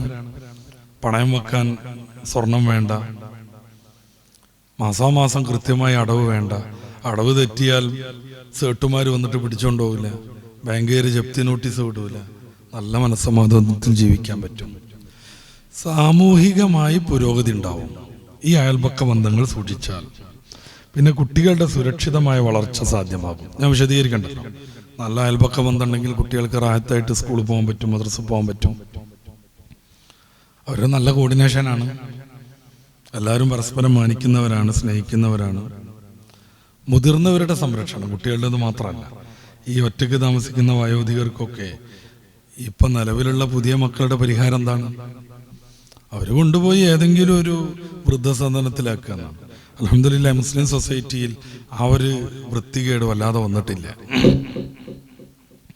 അത് ചിദാനന്ദപുരി സ്വാമിയൊക്കെ പ്രസംഗിക്കുന്നുണ്ട്. ആ വിഷയത്തിൽ മാതാപിതാക്കളെ മാനിക്കുന്ന വിഷയത്തിൽ മുസ്ലിങ്ങളെ കണ്ടുപഠിക്കണം. ഇതുവരെ മാരകമായ രീതിയിൽ അത് വന്നിട്ടില്ല. ചില മുസ്ലിം വൃദ്ധരും വൃദ്ധകളൊക്കെ ഈ വൃദ്ധസദനങ്ങളിൽ ഉണ്ടാവും. അതാരും നോക്കാനില്ല. SYS-ഉം കേരള മുസ്ലിം ജമാഅത്തും ഒക്കെ കൊണ്ടുപോയി ആക്കുന്ന ആളുകളായിരിക്കും. അല്ലാതെ പിതാവിനെ മാതാവിനെ അവഗണിച്ച് കൊണ്ടുപോയി ആക്കുന്ന ആ ഒരു രീതിയിലേക്ക് ഈ തലമുറ എത്തിയിട്ടില്ല. ന്യൂജൻ വലുതാകുമ്പോഴേക്ക് എന്ത് സംഭവിക്കും എന്നുള്ളത് നമ്മൾ ആശങ്കയോടുകൂടെ കാണണം. നിലവിലുള്ള കാര്യമാണ് ഞാൻ പറയുന്നത്. ഞാൻ പറഞ്ഞല്ലോ, ചിദാനന്ദപുരി സ്വാമിയെ പോലെയുള്ള, ഞാൻ പേരോർക്കണില്ല, 1-2 ഫാദർമാരൊക്കെ ആ വിഷയം പ്രസംഗിച്ചിട്ടുണ്ട്. നല്ല ബന്ധങ്ങൾ നിലനിർത്തിയാൽ, യൂറോപ്പിലൊക്കെ ഇതൊന്ന് തുടങ്ങി കേട്ടോ. സ്കാൻഡിനേവിയൻ നാടുകളിലൊക്കെ മകൾക്ക് ഒരു 8-10 വയസ്സായി കഴിഞ്ഞാൽ മാതാപിതാക്കളെ ഒഴിവാക്കും. അതാണ് അവരുടെ നാട്ടു നടപ്പ്. എന്തുകൊണ്ട്? 2 ഫാമിലി ഒരു വീട്ടിൽ താമസിക്കാൻ പാടില്ല എന്നാണ് അവരുടെ ഒരു നിഷ്ഠ. അങ്ങോട്ട് പ്രസംഗിക്കാൻ പോയിട്ട് ആ കാര്യം അനുഭവിച്ച് കൗതുകത്തോടുകൂടെ നമ്മുടെ ഈ മജീഷ്യൻ മുതുക്കാട് ഒരു പ്രസംഗത്ത് പറഞ്ഞിട്ടുണ്ടായിരുന്നു. അതായത് പ്രസംഗം കേൾക്കാൻ വേണ്ടി ഒരു ലൈൻ നിറച്ച ആളൊന്നുണ്ട്, പിന്നെ വീൽ ചെയറിലൊക്കെ ആയിട്ട് വൃദ്ധന്മാർ ഒരു ലൈനിൽ അതിലേറെ ആളുകളുണ്ട്. അപ്പോൾ ഇയാൾ സംഘാടകർ വിളിച്ചു ചോദിക്കും, ഇതെന്താ ഇങ്ങനെ? അപ്പോൾ അവർ പറഞ്ഞു കൊടുത്തതാണ്, ഞങ്ങളുടെ നാട്ടിൽ 10-8 വയസ്സായി കഴിഞ്ഞാൽ മാതാപിതാക്കളെ ഒഴിവാക്കും. അവർക്ക് ഒന്നുകിൽ ഗവൺമെൻറ് ഷെൽട്ടർ കൊണ്ടുപോയിടും, അതല്ലേ പ്രൈവറ്റ് ഇതുപോലെ വളർത്തു കേന്ദ്രങ്ങളിലിടും. ഇതുപോലെയുള്ള പ്രോഗ്രാം ഉണ്ടാകുമ്പോൾ അവർക്കൊരു ആശ്വാസം കിട്ടട്ടെ എന്ന് എഴുതിയിട്ട് നടത്തിപ്പുകാർ കൊണ്ടുവരും. അതാണിത്. വലിയ വലിയ ഉദ്യോഗസ്ഥന്മാർ, വലിയ ശമ്പളം വാങ്ങിയവർ, ഇപ്പോഴും പെൻഷൻ ധാരാളം കിട്ടിക്കൊണ്ടിരിക്കുന്നവർ, മകന് വേണ്ടി ജീവത്യാഗം ചെയ്തവർ, പേരക്കുട്ടിനൊന്നും കാണാൻ പറ്റണില്ല, ഒന്ന് സ്നേഹിക്കാൻ പറ്റണില്ല, ഒന്ന് എടുത്ത് ലാളിക്കാൻ പറ്റണില്ല. ആ ഒരു വൃദ്ധസദനത്തിൻ്റെ ചുമരുകളിൽ അവിടെ എന്തൊക്കെ സൗകര്യം ഉണ്ടെങ്കിലും, പണ്ട് കത്തുപാട്ടിലൊക്കെ ഉള്ളതുപോലെ സ്വർണം വെച്ച് വിളമ്പിയാലും എന്തൊക്കെ സൗകര്യം ഉണ്ടെങ്കിലും ജീവിതം അതല്ല എന്ന് നമ്മൾ തിരിച്ചറിയണം. അപ്പോൾ അയൽപക്ക ബന്ധം, കുടുംബ ബന്ധമൊക്കെ ഉണ്ടാകുമ്പോൾ ഇത്തരം നല്ല ഗുണങ്ങൾ കിട്ടും. സാമ്പത്തിക ലാഭം കിട്ടും. അയൽപക്ക ബന്ധം ഉണ്ടായാൽ എല്ലാവരും ഇപ്പോൾ ഈ പാതാളക്കാരണ്ടി വാങ്ങണമെന്നുണ്ടോ? എന്നുവെച്ചാൽ ഈ കിണറിൽ ബക്കറ്റ് പോയാൽ തോണ്ടിയെടുക്കണ സാധനം അതൊരു മഹലിൽ ഒരു സോണിലൊക്കെ ഒന്ന് മതി, എന്നും ബക്കറ്റ് പോകും. അപ്പോൾ അയൽപക്കം വന്നിട്ടുണ്ടെങ്കിൽ അവിടുന്ന് എടുത്തുകൊണ്ട് വരാം, എന്നിട്ട് നമുക്കത് തോണ്ടി എടുക്കാൻ പറ്റും. ഒരു പഴയകാല ഉദാഹരണം പറഞ്ഞാണ് ഞാൻ. അതല്ലാത്ത കുറേ സംഗതികളില്ലേ, ഈ നിത്യോപയോഗ വസ്തുക്കളെല്ലാം വേണം. ഞാനറിയുന്നൊരു കുടുംബമുണ്ട്, ഞാൻ അവിടുത്തെ ഗൃഹനാഥനെ കുറിച്ച് പറയലുണ്ട്. ആളെ വീട്ടിൽ JCB അല്ലാത്തതൊക്കെ ഉണ്ട്. അത് ചില ആളുകളുടെ ഒരു ആറ്റിറ്റ്യൂഡാണ്, ചില ആളുകളുടെ ഒരു എന്താണ് പറയുക, ഒരു സ്വഭാവമാണത്. നേരെ വെച്ച് അത്യാവശ്യം ഉപയോഗത്തിന് വേണ്ട ഒരു കൈക്കോട്ടും ഒരു മടാളും ഒരു കുറച്ച് കത്തികളൊക്കെ ഉണ്ടായാൽ കുടുംബം ഭംഗി പോകാലോ. പക്ഷെ നമുക്ക് എന്തോ ഒരു ചക്ക പറിക്കണം, അതിനൊരു തോട്ടി വേണം. എല്ലാ വീട്ടിനും തോട്ടി വേണമെന്നുണ്ടോ? പ്രായോഗികമാണോ? അല്ല, അയലോകത്ത് പോവാ. അപ്പൊ തോട്ടി എന്നും പറഞ്ഞിങ്ങനെ നമ്മൾ പരസ്യമൊക്കെ കാണൂലേ, 5000 റുപ്യ അത്ര ലാഭം കിട്ടും. പൊതുവായിട്ടുള്ള കുളങ്ങളൊക്കെ ഉപയോഗിക്കുകയാണെങ്കിൽ ലാഭം കിട്ടും. ഇത് വെറുതെ ഉണ്ടാക്കി പറയണമൊന്നും അല്ല കേട്ടോ. ഞാൻ പറഞ്ഞല്ലോ, ആധികാരികമായ പഠനങ്ങളാണ് ഞാനീ പറയണത്. സാംസ്കാരിക കൈമാറ്റവും ഐക്യവും ഉണ്ടാവും. അത് നമ്മൾ ശ്രദ്ധിച്ച് നടപ്പിലാക്കേണ്ട ഒരു സംഗതി. അത് യുനെസ്കോയുടെ ഒരു പഠനമാണത്. സാംസ്കാരിക കൈമാറ്റം ഉണ്ടാവും ഒരുമിച്ച് കൂടുമ്പോഴും. അതിൽ ഈ വിദേഹത്തുകാരനെ നോക്കണം. അയൽവാസി ഒരു വഹാബി ആയിരുന്നു, അങ്ങനെ കണ്ടാത്ത ശിർക്ക് തൗഹീദ് എന്നാ പറയാം. ഗുളിക കുടിച്ചാൽ ശിർക്കാവെന്ന് പറഞ്ഞ പോലെ വേണ്ട. പിന്നെ ഈ പോളിയോ വാക്സിൻ പോലത്തെ ഒക്കെ എടുത്താൽ ശിർക്കാവെന്ന് പറഞ്ഞ പോലെ വേണ്ട. ഷിർക്കോഫോബിയ എന്നാണ് ഇതിന് പറയണമെങ്കിൽ പറയാം. എന്ത് കണ്ടാലും ശിർക്കാവും എന്ന് പേടി. വല്യപ്പാൻ്റെ കവറാകുമ്പോഴത്തേന് ആൾ നരകത്തിലാണ് എന്ന് പേടി. ആണല്ലോ എന്ന് തോന്നൽ. കാരണം ഇത് റബീഉൽ അല്ലേ വരണം, മൂപ്പര് മൗലൂദ് ഓതി മരിച്ച ആളാണ്. അപ്പൊ അയൽപക്ക ബന്ധം എന്തിന് എന്നാണ് ഞാൻ ഇതുവരെ പറയാൻ ശ്രമിച്ചത്. വ്യക്തിപരമായും ആരോഗ്യപരമായുള്ള കാരണങ്ങൾ 6 എണ്ണമാണ് ആദ്യം പറഞ്ഞത്. സാമൂഹികമായ ഗുണങ്ങളാണ് 6 എണ്ണം പിന്നെ പറഞ്ഞത്. ഇനി എന്തുകൊണ്ടാണ് പുതിയ കാലത്ത് ഈ ആരോഗ്യകരമായ അയൽപക്ക ബന്ധം സാധ്യമല്ലാത്തത്? പ്രധാനമായും ഡിജിറ്റൽ ഒറ്റപ്പെടൽ. എല്ലാവരും അവനവനിലേക്ക് ചുരുങ്ങി, അവനവൻ്റെ TV, അവനവൻ്റെ ടാബ്, മൊബൈൽ, കമ്പ്യൂട്ടർ എന്നതിലേക്ക് ചുരുങ്ങി. ഇപ്പോൾ ഈ തുള്ളിക്കളിച്ച് നടക്കേണ്ട ആളുകളാണ് ചെറിയ കുട്ടികൾ. പക്ഷെ ആ കുട്ടികൾ പോലും അയൽവാസിയെ അറിയില്ല, ഇതാരാന്നറിയില്ല. എന്തുകൊണ്ട്? കളിക്കാൻ പോവില്ല. സ്കൂളിൽ വരുന്ന തന്നെ ഗെയിം കളിക്കാനാണ്. അത് ഏതെങ്കിലും ഒരു മൂലയിൽ ഇരുട്ട് കിട്ടിയാൽ മതി. ഇത് കാരണം ബന്ധം കുറഞ്ഞു. നഗരവൽക്കരണം ഇതിന് കാരണമായി. പലരും ഫ്ലാറ്റിലല്ലേ, നല്ല ഗ്രാമീണതയുടെ ഈ സ്വച്ഛന്തതയുടെ ഒക്കെ നല്ല സൗന്ദര്യത്തിൽ ജീവിക്കുന്ന ആളുകൾ അതൊക്കെ വിറ്റ് പെറുക്കിയിട്ട് എവിടെയെങ്കിലും ഫ്ലാറ്റ് പോവുക. എന്നിട്ടാ സ്ഥിരം കാർബൺ ഡൈ ഓക്സൈഡ് ശ്വസിച്ചുകൊണ്ടിരിക്കുക. നഗരങ്ങളിൽ എന്താ ഉണ്ടാവുക? നഗരങ്ങളിൽ സ്വാഭാവികമായും വാഹനങ്ങളും ഫാക്ടറികളും പുറത്തു വിടുന്ന കുറേ മാലിന്യങ്ങളും വിഷങ്ങളും ഒക്കെ ഉണ്ടാവും. നല്ല സ്വച്ഛന്തമായ അരുവി ഒഴുകണ, പാടം നിറഞ്ഞു നിൽക്കണ, കണ്ടാൽ തന്നെ സന്തോഷം തോന്നുന്ന ആ പ്രകൃതി രമണീയമായ സ്ഥലം വിട്ടിട്ട് ഫ്ലാറ്റിലേക്ക് വരും.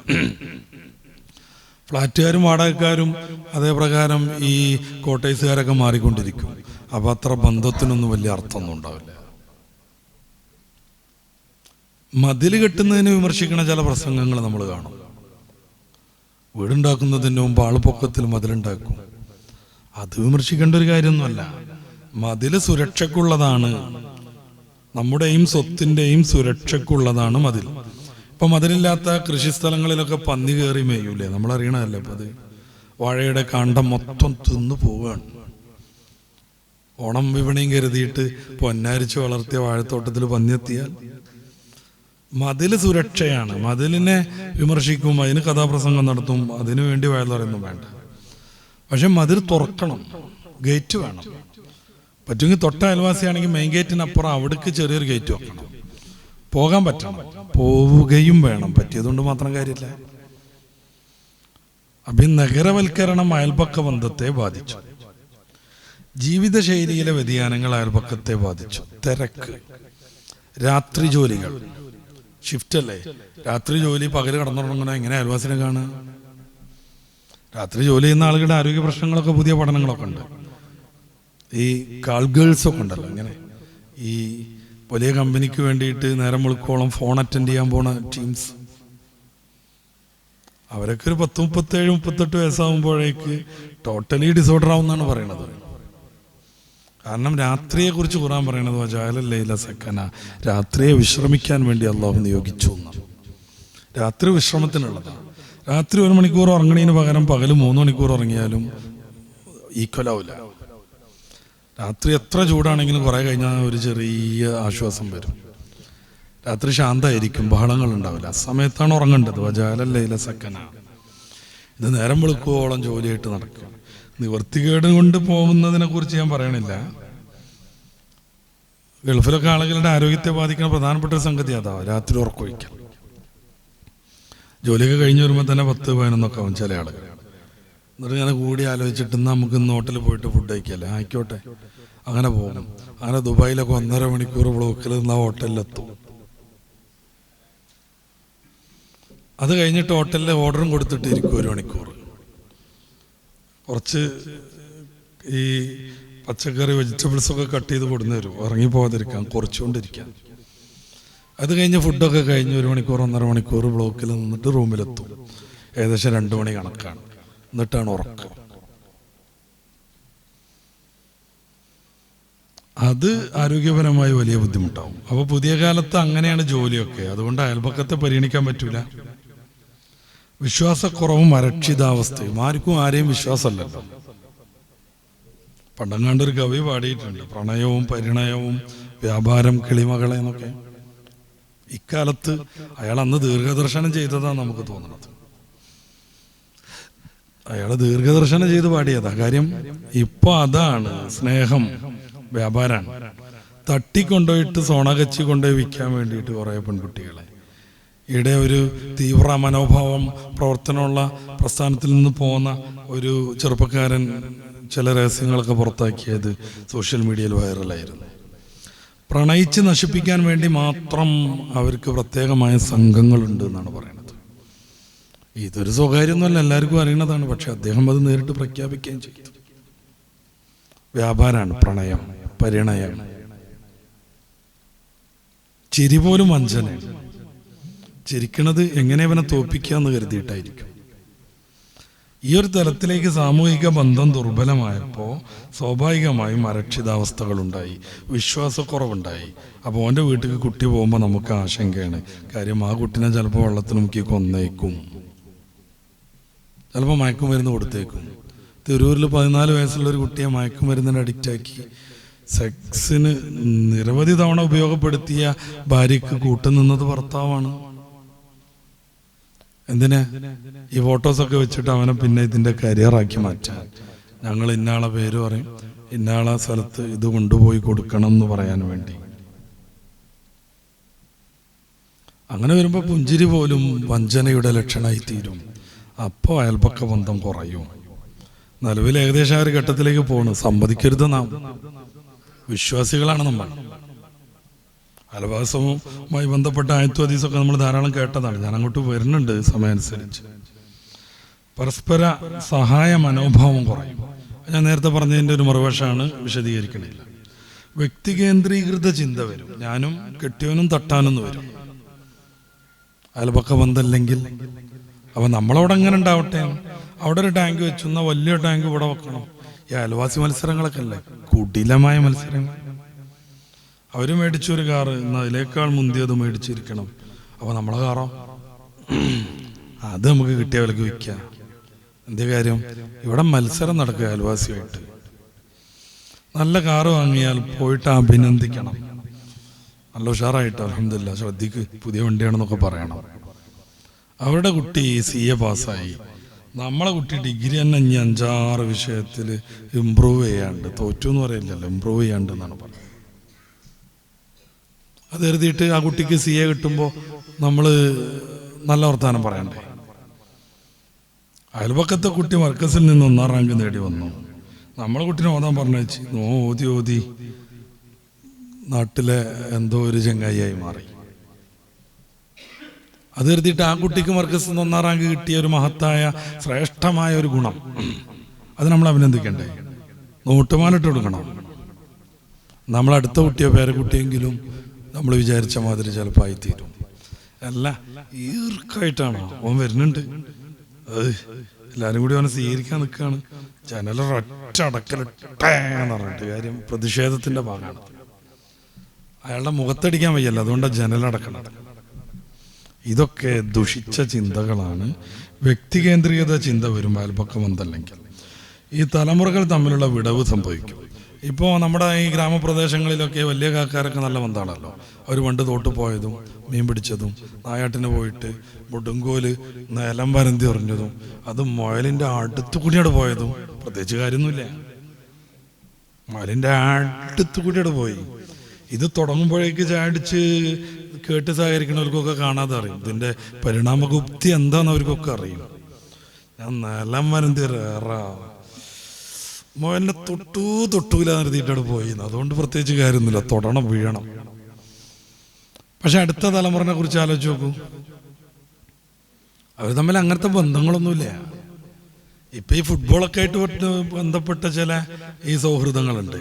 അത് ഗുണത്തിലേറെ ദോഷമാണ്. തല്ലാണ്, മറ്റവൻ്റെ ഫ്ലെക്സ് കത്തിക്കലാണ്, പിന്നെ അങ്ങോട്ടും ഇങ്ങോട്ടും സംവാദം നടത്തലാണ്, വീടിൻ്റെ ജനല് പൊളിക്കലാണ്. അതൊക്കെ ഈ വർഷം റിപ്പോർട്ട് ചെയ്യപ്പെട്ടതാണ്. അവരുടെ ബന്ധം ഇങ്ങനെയാണ്, മൂർച്ച കൂട്ടണതാണ്. പിന്നെ ചില ബന്ധങ്ങളുണ്ട്, അത് മയക്കുമരുന്നിന്റെ ബന്ധമാണ്. നിസ്വാർത്ഥമായ പണ്ടുണ്ടായിരുന്ന ബന്ധങ്ങളില്ലാതെ തലമുറകൾക്കിടയിൽ ഗ്യാപ്പ് വരുന്നു. ഈ ജനറേഷൻ ഗ്യാപ്പ് വല്ലാതെ വരുന്നു. എന്താണ് അയൽവാസിയായിട്ട് ബന്ധപ്പെട്ട് നമ്മൾ ചെയ്യേണ്ടത്? മുഅ്മിനീങ്ങൾ, റസൂലുള്ളാഹി സ്വല്ലല്ലാഹു അലൈഹി വസല്ലം തങ്ങൾ പറയുന്ന ഒരു വാക്കിൽ അതല്ലാണ്ട്. അയൽവാസിയെ കുറിച്ച് ജിബ്രീൽ എന്നെ ഉപദേശിച്ചു കൊണ്ടേയിരുന്നു. പറഞ്ഞ് അനന്തരാവകാശം അവർക്ക് ജിബ്രീൽ കൽപ്പിക്കുമോ എന്ന് ഞാൻ വിചാരിച്ചു. ഇപ്പം അനന്തരാവകാശം ഉണ്ടല്ലോ, അപ്പം മരിച്ചാൽ മക്കൾക്ക് കിട്ടും, ഭാര്യ ഉണ്ടെങ്കിൽ കിട്ടും, ഉമ്മാക്കും അപ്പാക്ക് കിട്ടും. പെൺകുട്ടികൾ മാത്രമാണെന്നുണ്ടെങ്കിൽ അയാളുടെ ജ്യേഷ്ഠാനുജന്മാർക്ക് ഇത്തിരി കിട്ടും. അത്ര മോശമൊന്നുമല്ല. അതുകൊണ്ടാണ് ഞാനത് പ്രത്യേകം പറഞ്ഞത്. അതവിടെ വിഴുങ്ങിപ്പോണ്ട കാര്യമൊന്നുമല്ല, ജാളിയുള്ളതൊന്നുമല്ല. മരിച്ചയാൾക്ക് വാപ്പുണ്ടെങ്കിൽ അയാളുടെ മക്കളൊക്കെ നോക്കാൻ അദ്ദേഹം സന്നദ്ധനാണ്. മരിച്ച ആൾക്ക് ആൺകുട്ടി ഉണ്ടെങ്കിൽ ആ കുട്ടി ചെയ്തോളും, പിന്നെ പെങ്ങന്മാരുടെയും ഉമ്മാൻ്റെയൊക്കെ കാര്യം. ഈ രണ്ട് വിഭാഗം ഇല്ലെങ്കിൽ അയാളുടെ ജ്യേഷ്ഠന്മാരനുജന്മാര് ശ്രദ്ധിക്കാതെ ആ കുടുംബത്തിന് ഉപജീവനം സാധ്യമല്ല, അതിജീവനവും സാധ്യമല്ല. അസമയത്ത് അവർക്ക് എന്തെങ്കിലും ഒരു ചെറിയ ഓഹരി സഹോദരന്റെ സ്വത്തിൽ നിന്ന് കിട്ടിയിട്ടുണ്ടെങ്കിൽ അത് മരിച്ചയാളുടെ മക്കളെ പീഡിപ്പിക്കാനല്ല, അവരെ കുറച്ചുകൂടെ ഉഷാറിൽ മുന്നോട്ടുണ്ടാവാനാ. എൻ്റെ ജ്യേഷ്ഠന്റെ സ്വത്ത് എനിക്കും കിട്ടിയിട്ടുണ്ട്, അതുകൊണ്ട് എൻ്റെ മക്കൾ ഉടുക്കണ അതേ ഡ്രസ്സ് മരിച്ചുപോയ എൻ്റെ ജ്യേഷ്ഠൻ്റെ മക്കളും ഉടുക്കണമെന്ന് വൈകാരികമായി അയാൾക്കൊരു സമ്മർദ്ദം ഉണ്ടാവും. സ്നേഹവും ബന്ധമൊക്കെ പുറമേ. അങ്ങനെ ഓരോന്നിലും എൻ്റെ ജ്യേഷ്ഠൻ്റെ മോളെ കല്യാണം സമയമായിട്ടുണ്ട്, എൻ്റെ കുട്ടീൻ്റെതും ആയിട്ടുണ്ട്, രണ്ടുപേരുടേതും ഒന്നിച്ച് കഴിക്കണം എന്ന് അയാൾക്ക് വിചാരം ഉണ്ടാവും. ഞാനറിയുന്ന ഉസ്താദുമാരായ 2 ബിസിനസ്സുകാരുണ്ട്. അതുപോലെ ഒരു ഉസ്താദ് അവരിലുണ്ടായിരുന്നു, സഹോദരൻ, ഇടക്കാലത്ത് മരിച്ചുപോയ അയാൾ. ഇവരൊക്കെ പാർട്ട്ണർഷിപ്പായിട്ട് ബിസിനസ് നടത്തുന്നതാണ്. അദ്ദേഹത്തിൻ്റെ ഒരു പിരിച്ച് മക്കളെ പിരിച്ചുവിടുകയാണ് അവർ ചെയ്തത്. ഇല്ല, നമുക്ക് എങ്ങനെ അത് നടക്കാമെന്ന് തോന്നിപ്പോകും. ഇവർ പിന്നീട് തുടങ്ങിയ എല്ലാ ബിസിനസ്സിലും ഈ മരണപ്പെട്ട ആൾക്കും അവർ തുല്യമായ ഷെയർ വെച്ചു.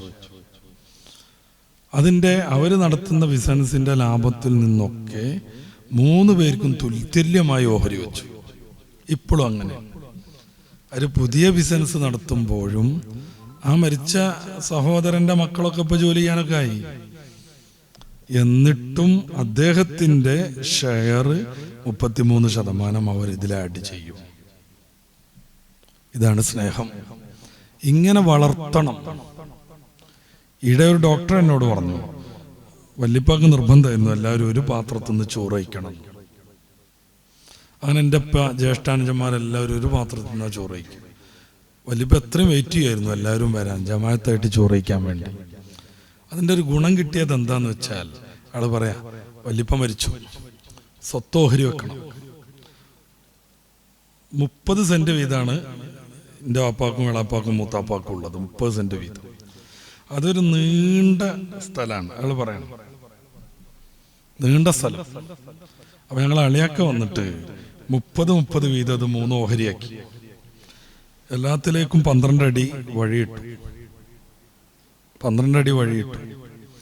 ഈ 1ാമത്തെ പീസ് റോഡിനോട് ചേർന്ന് നിൽക്കണ്, അതിന് നല്ല വില കിട്ടും. 2ാമത്തേത് താരതമ്യേന റോഡിനോട് ചേർന്ന് നിൽക്കണ്, അതിന് കുറച്ചും കൂടിയൊക്കെ വില കിട്ടും. 3ാമത്തേതിന് അത്യാവശ്യം കുറഞ്ഞ വിലയെ കിട്ടുള്ളൂ. അളിയൊക്കെ പറഞ്ഞു, ഞാൻ 3 ഓഹരി വെച്ചിക്കണ്, ഇനി ഇത് ഓരോരുത്തരും ഓരോന്നെടുത്തോളേ, അല്ല ഞാനെന്താ ചെയ്യുക. അയാൾ പറയാം, എൻ്റെ ഒപ്പം പോയിട്ട് ആ ലാസ്റ്റ് കഷ്ണത്തെ പറ്റി പറഞ്ഞു, ഇവിടെയാണെങ്കിൽ നല്ല സുഖമാണ്, എനിക്കിത് മതി. ഉപ്പാൻ്റെ ജ്യേഷ്ഠൻ വന്നിട്ട് പറഞ്ഞു, ഇത് എനിക്കാ വേണ്ടത്, കാരണം എന്താ അറിയും, അങ്ങനെ ഇങ്ങനെ ഓരോ ഇല്ലത്ത് കാരണം പറഞ്ഞു. അപ്പം എളാ പോയിട്ട് പറഞ്ഞു, ഈ 3ാമത്തെ കഷ്ണം എനിക്ക് വേണം. 3 പേരും മൂല്യം കുറഞ്ഞ വീര്യം കുറഞ്ഞ വസ്തുവിന് വേണ്ടിയിട്ട് തർക്കിച്ചു. അപ്പം അളിയൊക്കെ പറഞ്ഞു, ഇപ്പം എളുപ്പമുണ്ട്. ഒരാളെ പേര് പറഞ്ഞിട്ട് അദ്ദേഹം താരതമ്യേന ദുർബലനാണ്, 3 പെൺകുട്ടികളാണ്, അദ്ദേഹം റോഡ് സൈഡിൽ എടുത്തോട്ടെ. 2ാമത് ഇന്നയാൾ ഇത്ര ഒക്കെയാണ്, അയാൾ സെൻറ്റർ എടുത്തോട്ടെ. അത്യാവശ്യം ജീവിക്കാൻ നിലവാരമൊക്കെ ഉള്ള ഇദ്ദേഹത്തിൻ്റെ ഫാദർ, കാരണം മകനൊക്കെ ഡോക്ടറാണ്, അവർ ഈ ലാസ്റ്റ് കഷ്ണം എടുത്തോട്ടെ. മനോഹരമായി പ്രശ്നം തീർന്നു. എനിക്ക് റോഡ് സൈഡിൽ വേണമെന്നും പറഞ്ഞിട്ട് ജ്യേഷ്ഠനെ കുത്തിയില്ല. ഇപ്പം നമ്മൾ ഈ കഴിഞ്ഞ ആഴ്ചയിൽ കൊണ്ടോട്ടിയിൽ നിന്ന് ഒരു വാർത്ത കേട്ടിട്ടുണ്ട്, ജ്യേഷ്ഠനും അനുജനും കുത്തികൂടി മരിച്ചത് നിസ്സാരമായ വസ്തുവിന് വേണ്ടി. ഇവര് മൂല്യം കുറഞ്ഞതിന് വേണ്ടി തർക്കിച്ചു. അതുകൊണ്ട് ഓഹരി വെക്കാൻ വന്ന അളിയാക്കാർക്ക് സിമ്പിളായി കാര്യങ്ങൾ. കൂട്ടത്തിൽ താരതമ്യേന സാമ്പത്തികമായിട്ട് ദുർബലനായ ആൾക്ക് റോഡ് സൈഡ് കൊടുത്തു. ഇതെങ്ങനെ സാധ്യമാകുന്നു? ഒരു പാത്രത്തിൽ നിന്ന് വാപ്പയും 3 മക്കളും പണ്ട് മുതൽ ഭക്ഷണം കഴിച്ചു. ഒന്നിച്ചിരുന്ന് തിന്നാൻ പോലും നമുക്ക് സമയം കിട്ടണില്ല. നിങ്ങൾ ഇന്നോളി പറഞ്ഞിട്ട് ഉമ്മ മാറും. വാപ്പാക്ക് നേരത്തെ കിടക്കണം എന്ന് പറഞ്ഞ് വാപ്പ തിന്നു. 4 കാലിലോ 3 കാലിലൊക്കെ ആയിട്ട് മോൻ വന്നിട്ട് പിന്നെ അവൻ്റെതായ ഭാഗധേയം അവനും കഴിക്കും. ഈ സ്നേഹത്തിൽ വളർത്തി കൊണ്ടുവന്നാൽ സ്വാഭാവികമായും വലിയ നന്മയിലേക്ക് എത്തും. റസൂലുള്ളാഹി സ്വല്ലല്ലാഹു അലൈഹി വസല്ലം തങ്ങൾ പറയാണ്, ജിബ്രീൽ എന്നെ അയൽവാസിയെ ഉപദേശിച്ചു കൊണ്ടേയിരുന്നു. ഒടുവിൽ അയൽവാസിക്ക് അനന്തരാവകാശം കിട്ടുമെന്ന് വരെ ഞാൻ ഭയന്നു. ഭയക്കുക എന്ന് പറഞ്ഞാൽ അങ്ങനെ ഒരു കൽപ്പന വരുമെന്ന് ഞാൻ അങ്ങനെ വിചാരിച്ചു. അങ്ങനെ വരുമ്പോൾ വാപ്പ മരിച്ചാൽ ഉമ്മക്ക് ഇത്ര, മക്കൾക്ക് ഇത്ര എന്ന് പറയണ ഒരു അയൽവാസി കെട്ടിലൊന്നും എന്നൊക്കെ ഉള്ളൊരു കണക്ക് കിട്ടുമെന്ന്. അത്രമേൽ ബന്ധമുണ്ട്. അയൽപക്കത്തെ കുറിച്ചുള്ള മറ്റ് പ്രമാണങ്ങളൊന്നും ഇനി ഞാൻ ഉദ്ധരിക്കേണ്ടതില്ല. ഈ ഹദീസ് എല്ലാം ഒതുങ്ങിയിട്ടുണ്ട്. റസൂലിന്റെ വാക്കാണല്ലോ. ജവാമിഉൽ കലീം, സാരസമ്പൂർണ്ണ വചനസിദ്ധി കൊണ്ട് പടച്ച റബ്ബ് അനുഗ്രഹിച്ച മുത്തറസൂൽ സല്ലല്ലാഹു അലൈഹി വസല്ലം ഇതിലെല്ലാം ഒതുങ്ങിയിട്ടുണ്ട്.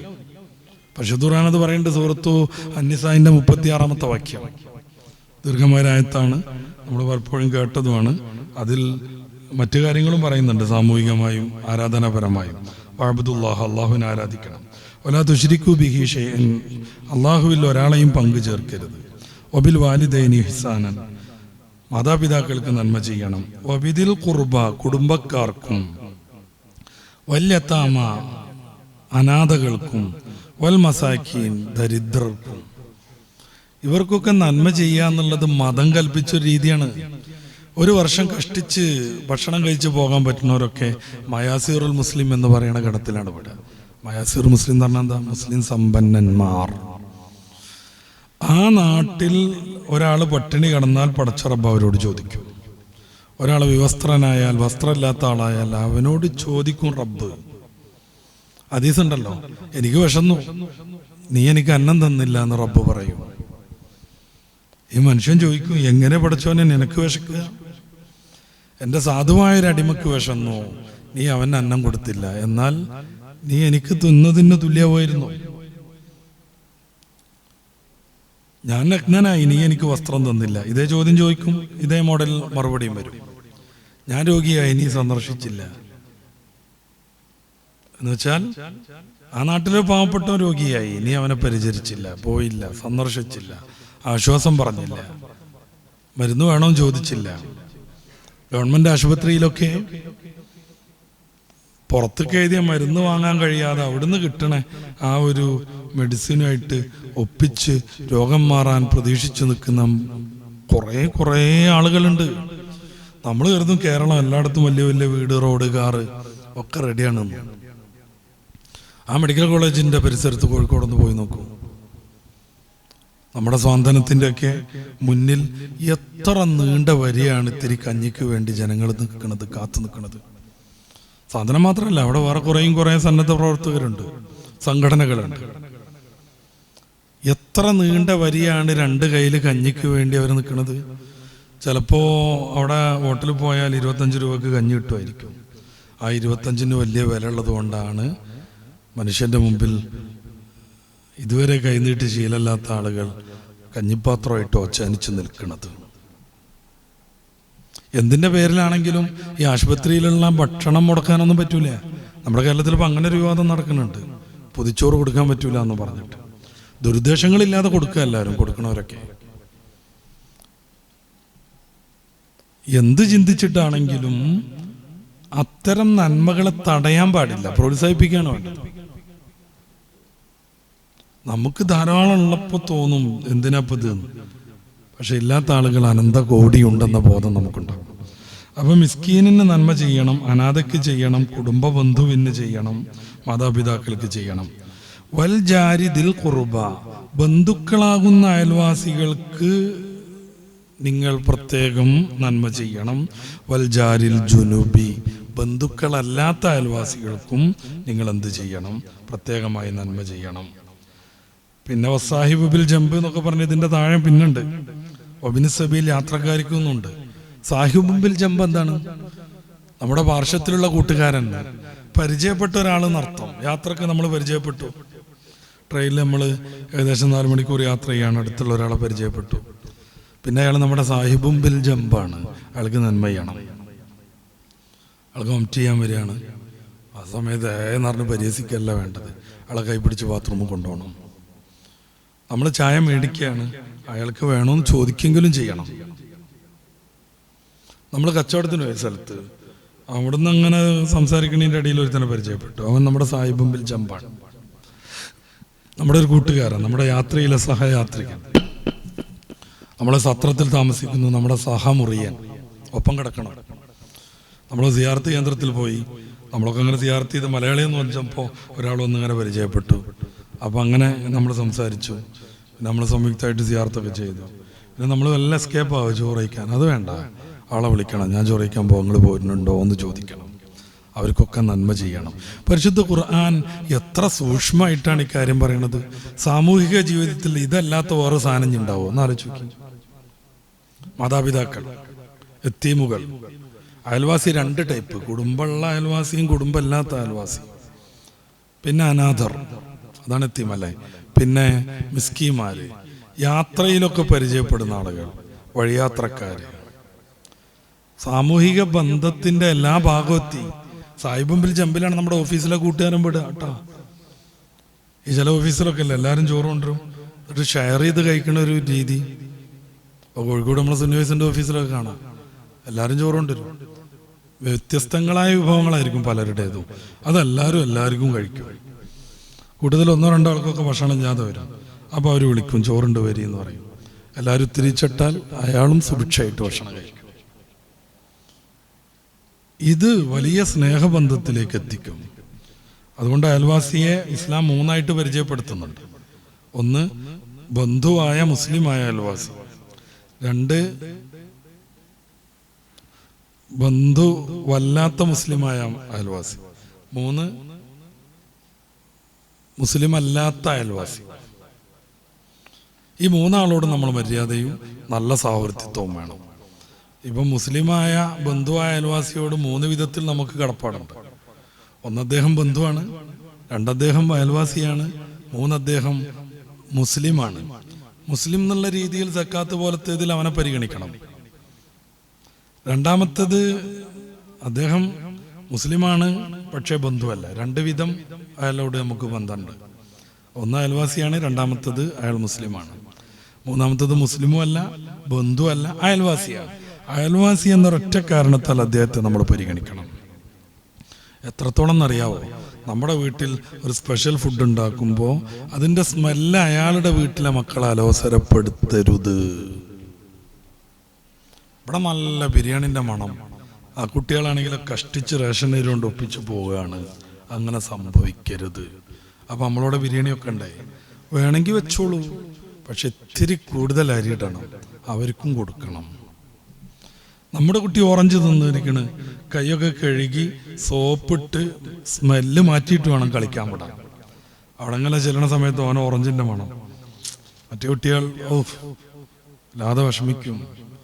എന്തിപ്പോൾ ഓറഞ്ച് എന്ന് ഷൂറൊക്കെ പിടിച്ചാൽ നമുക്ക് ചിലപ്പോൾ തോന്നുന്നുണ്ടാവും അപ്പോൾ തിന്നാൻ പറ്റുമെന്നൊക്കെ. ചെറിയ കുട്ടി അങ്ങനല്ല.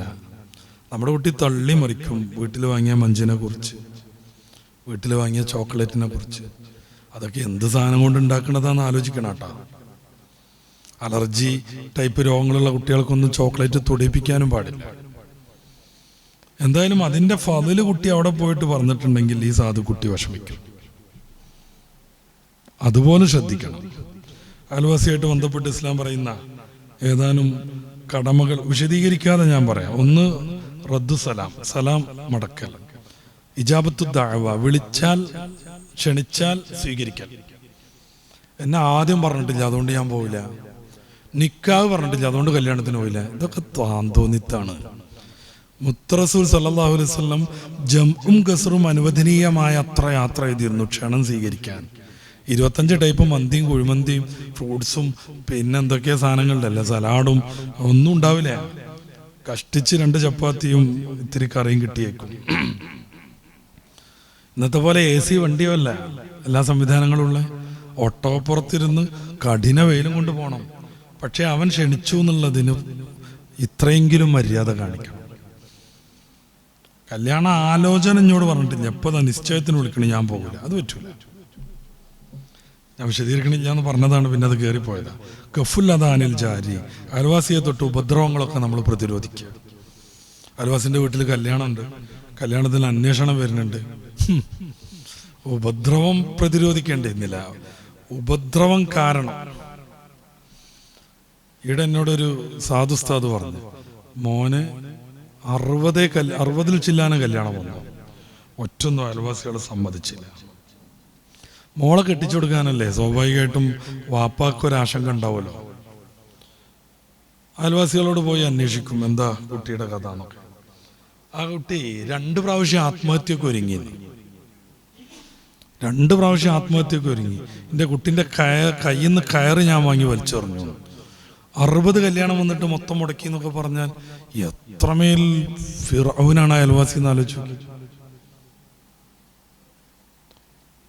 നല്ലതേ പറയാവൂ, ഉള്ളതേ പറയാവൂ, അതൊക്കെ വേറെ കാര്യം.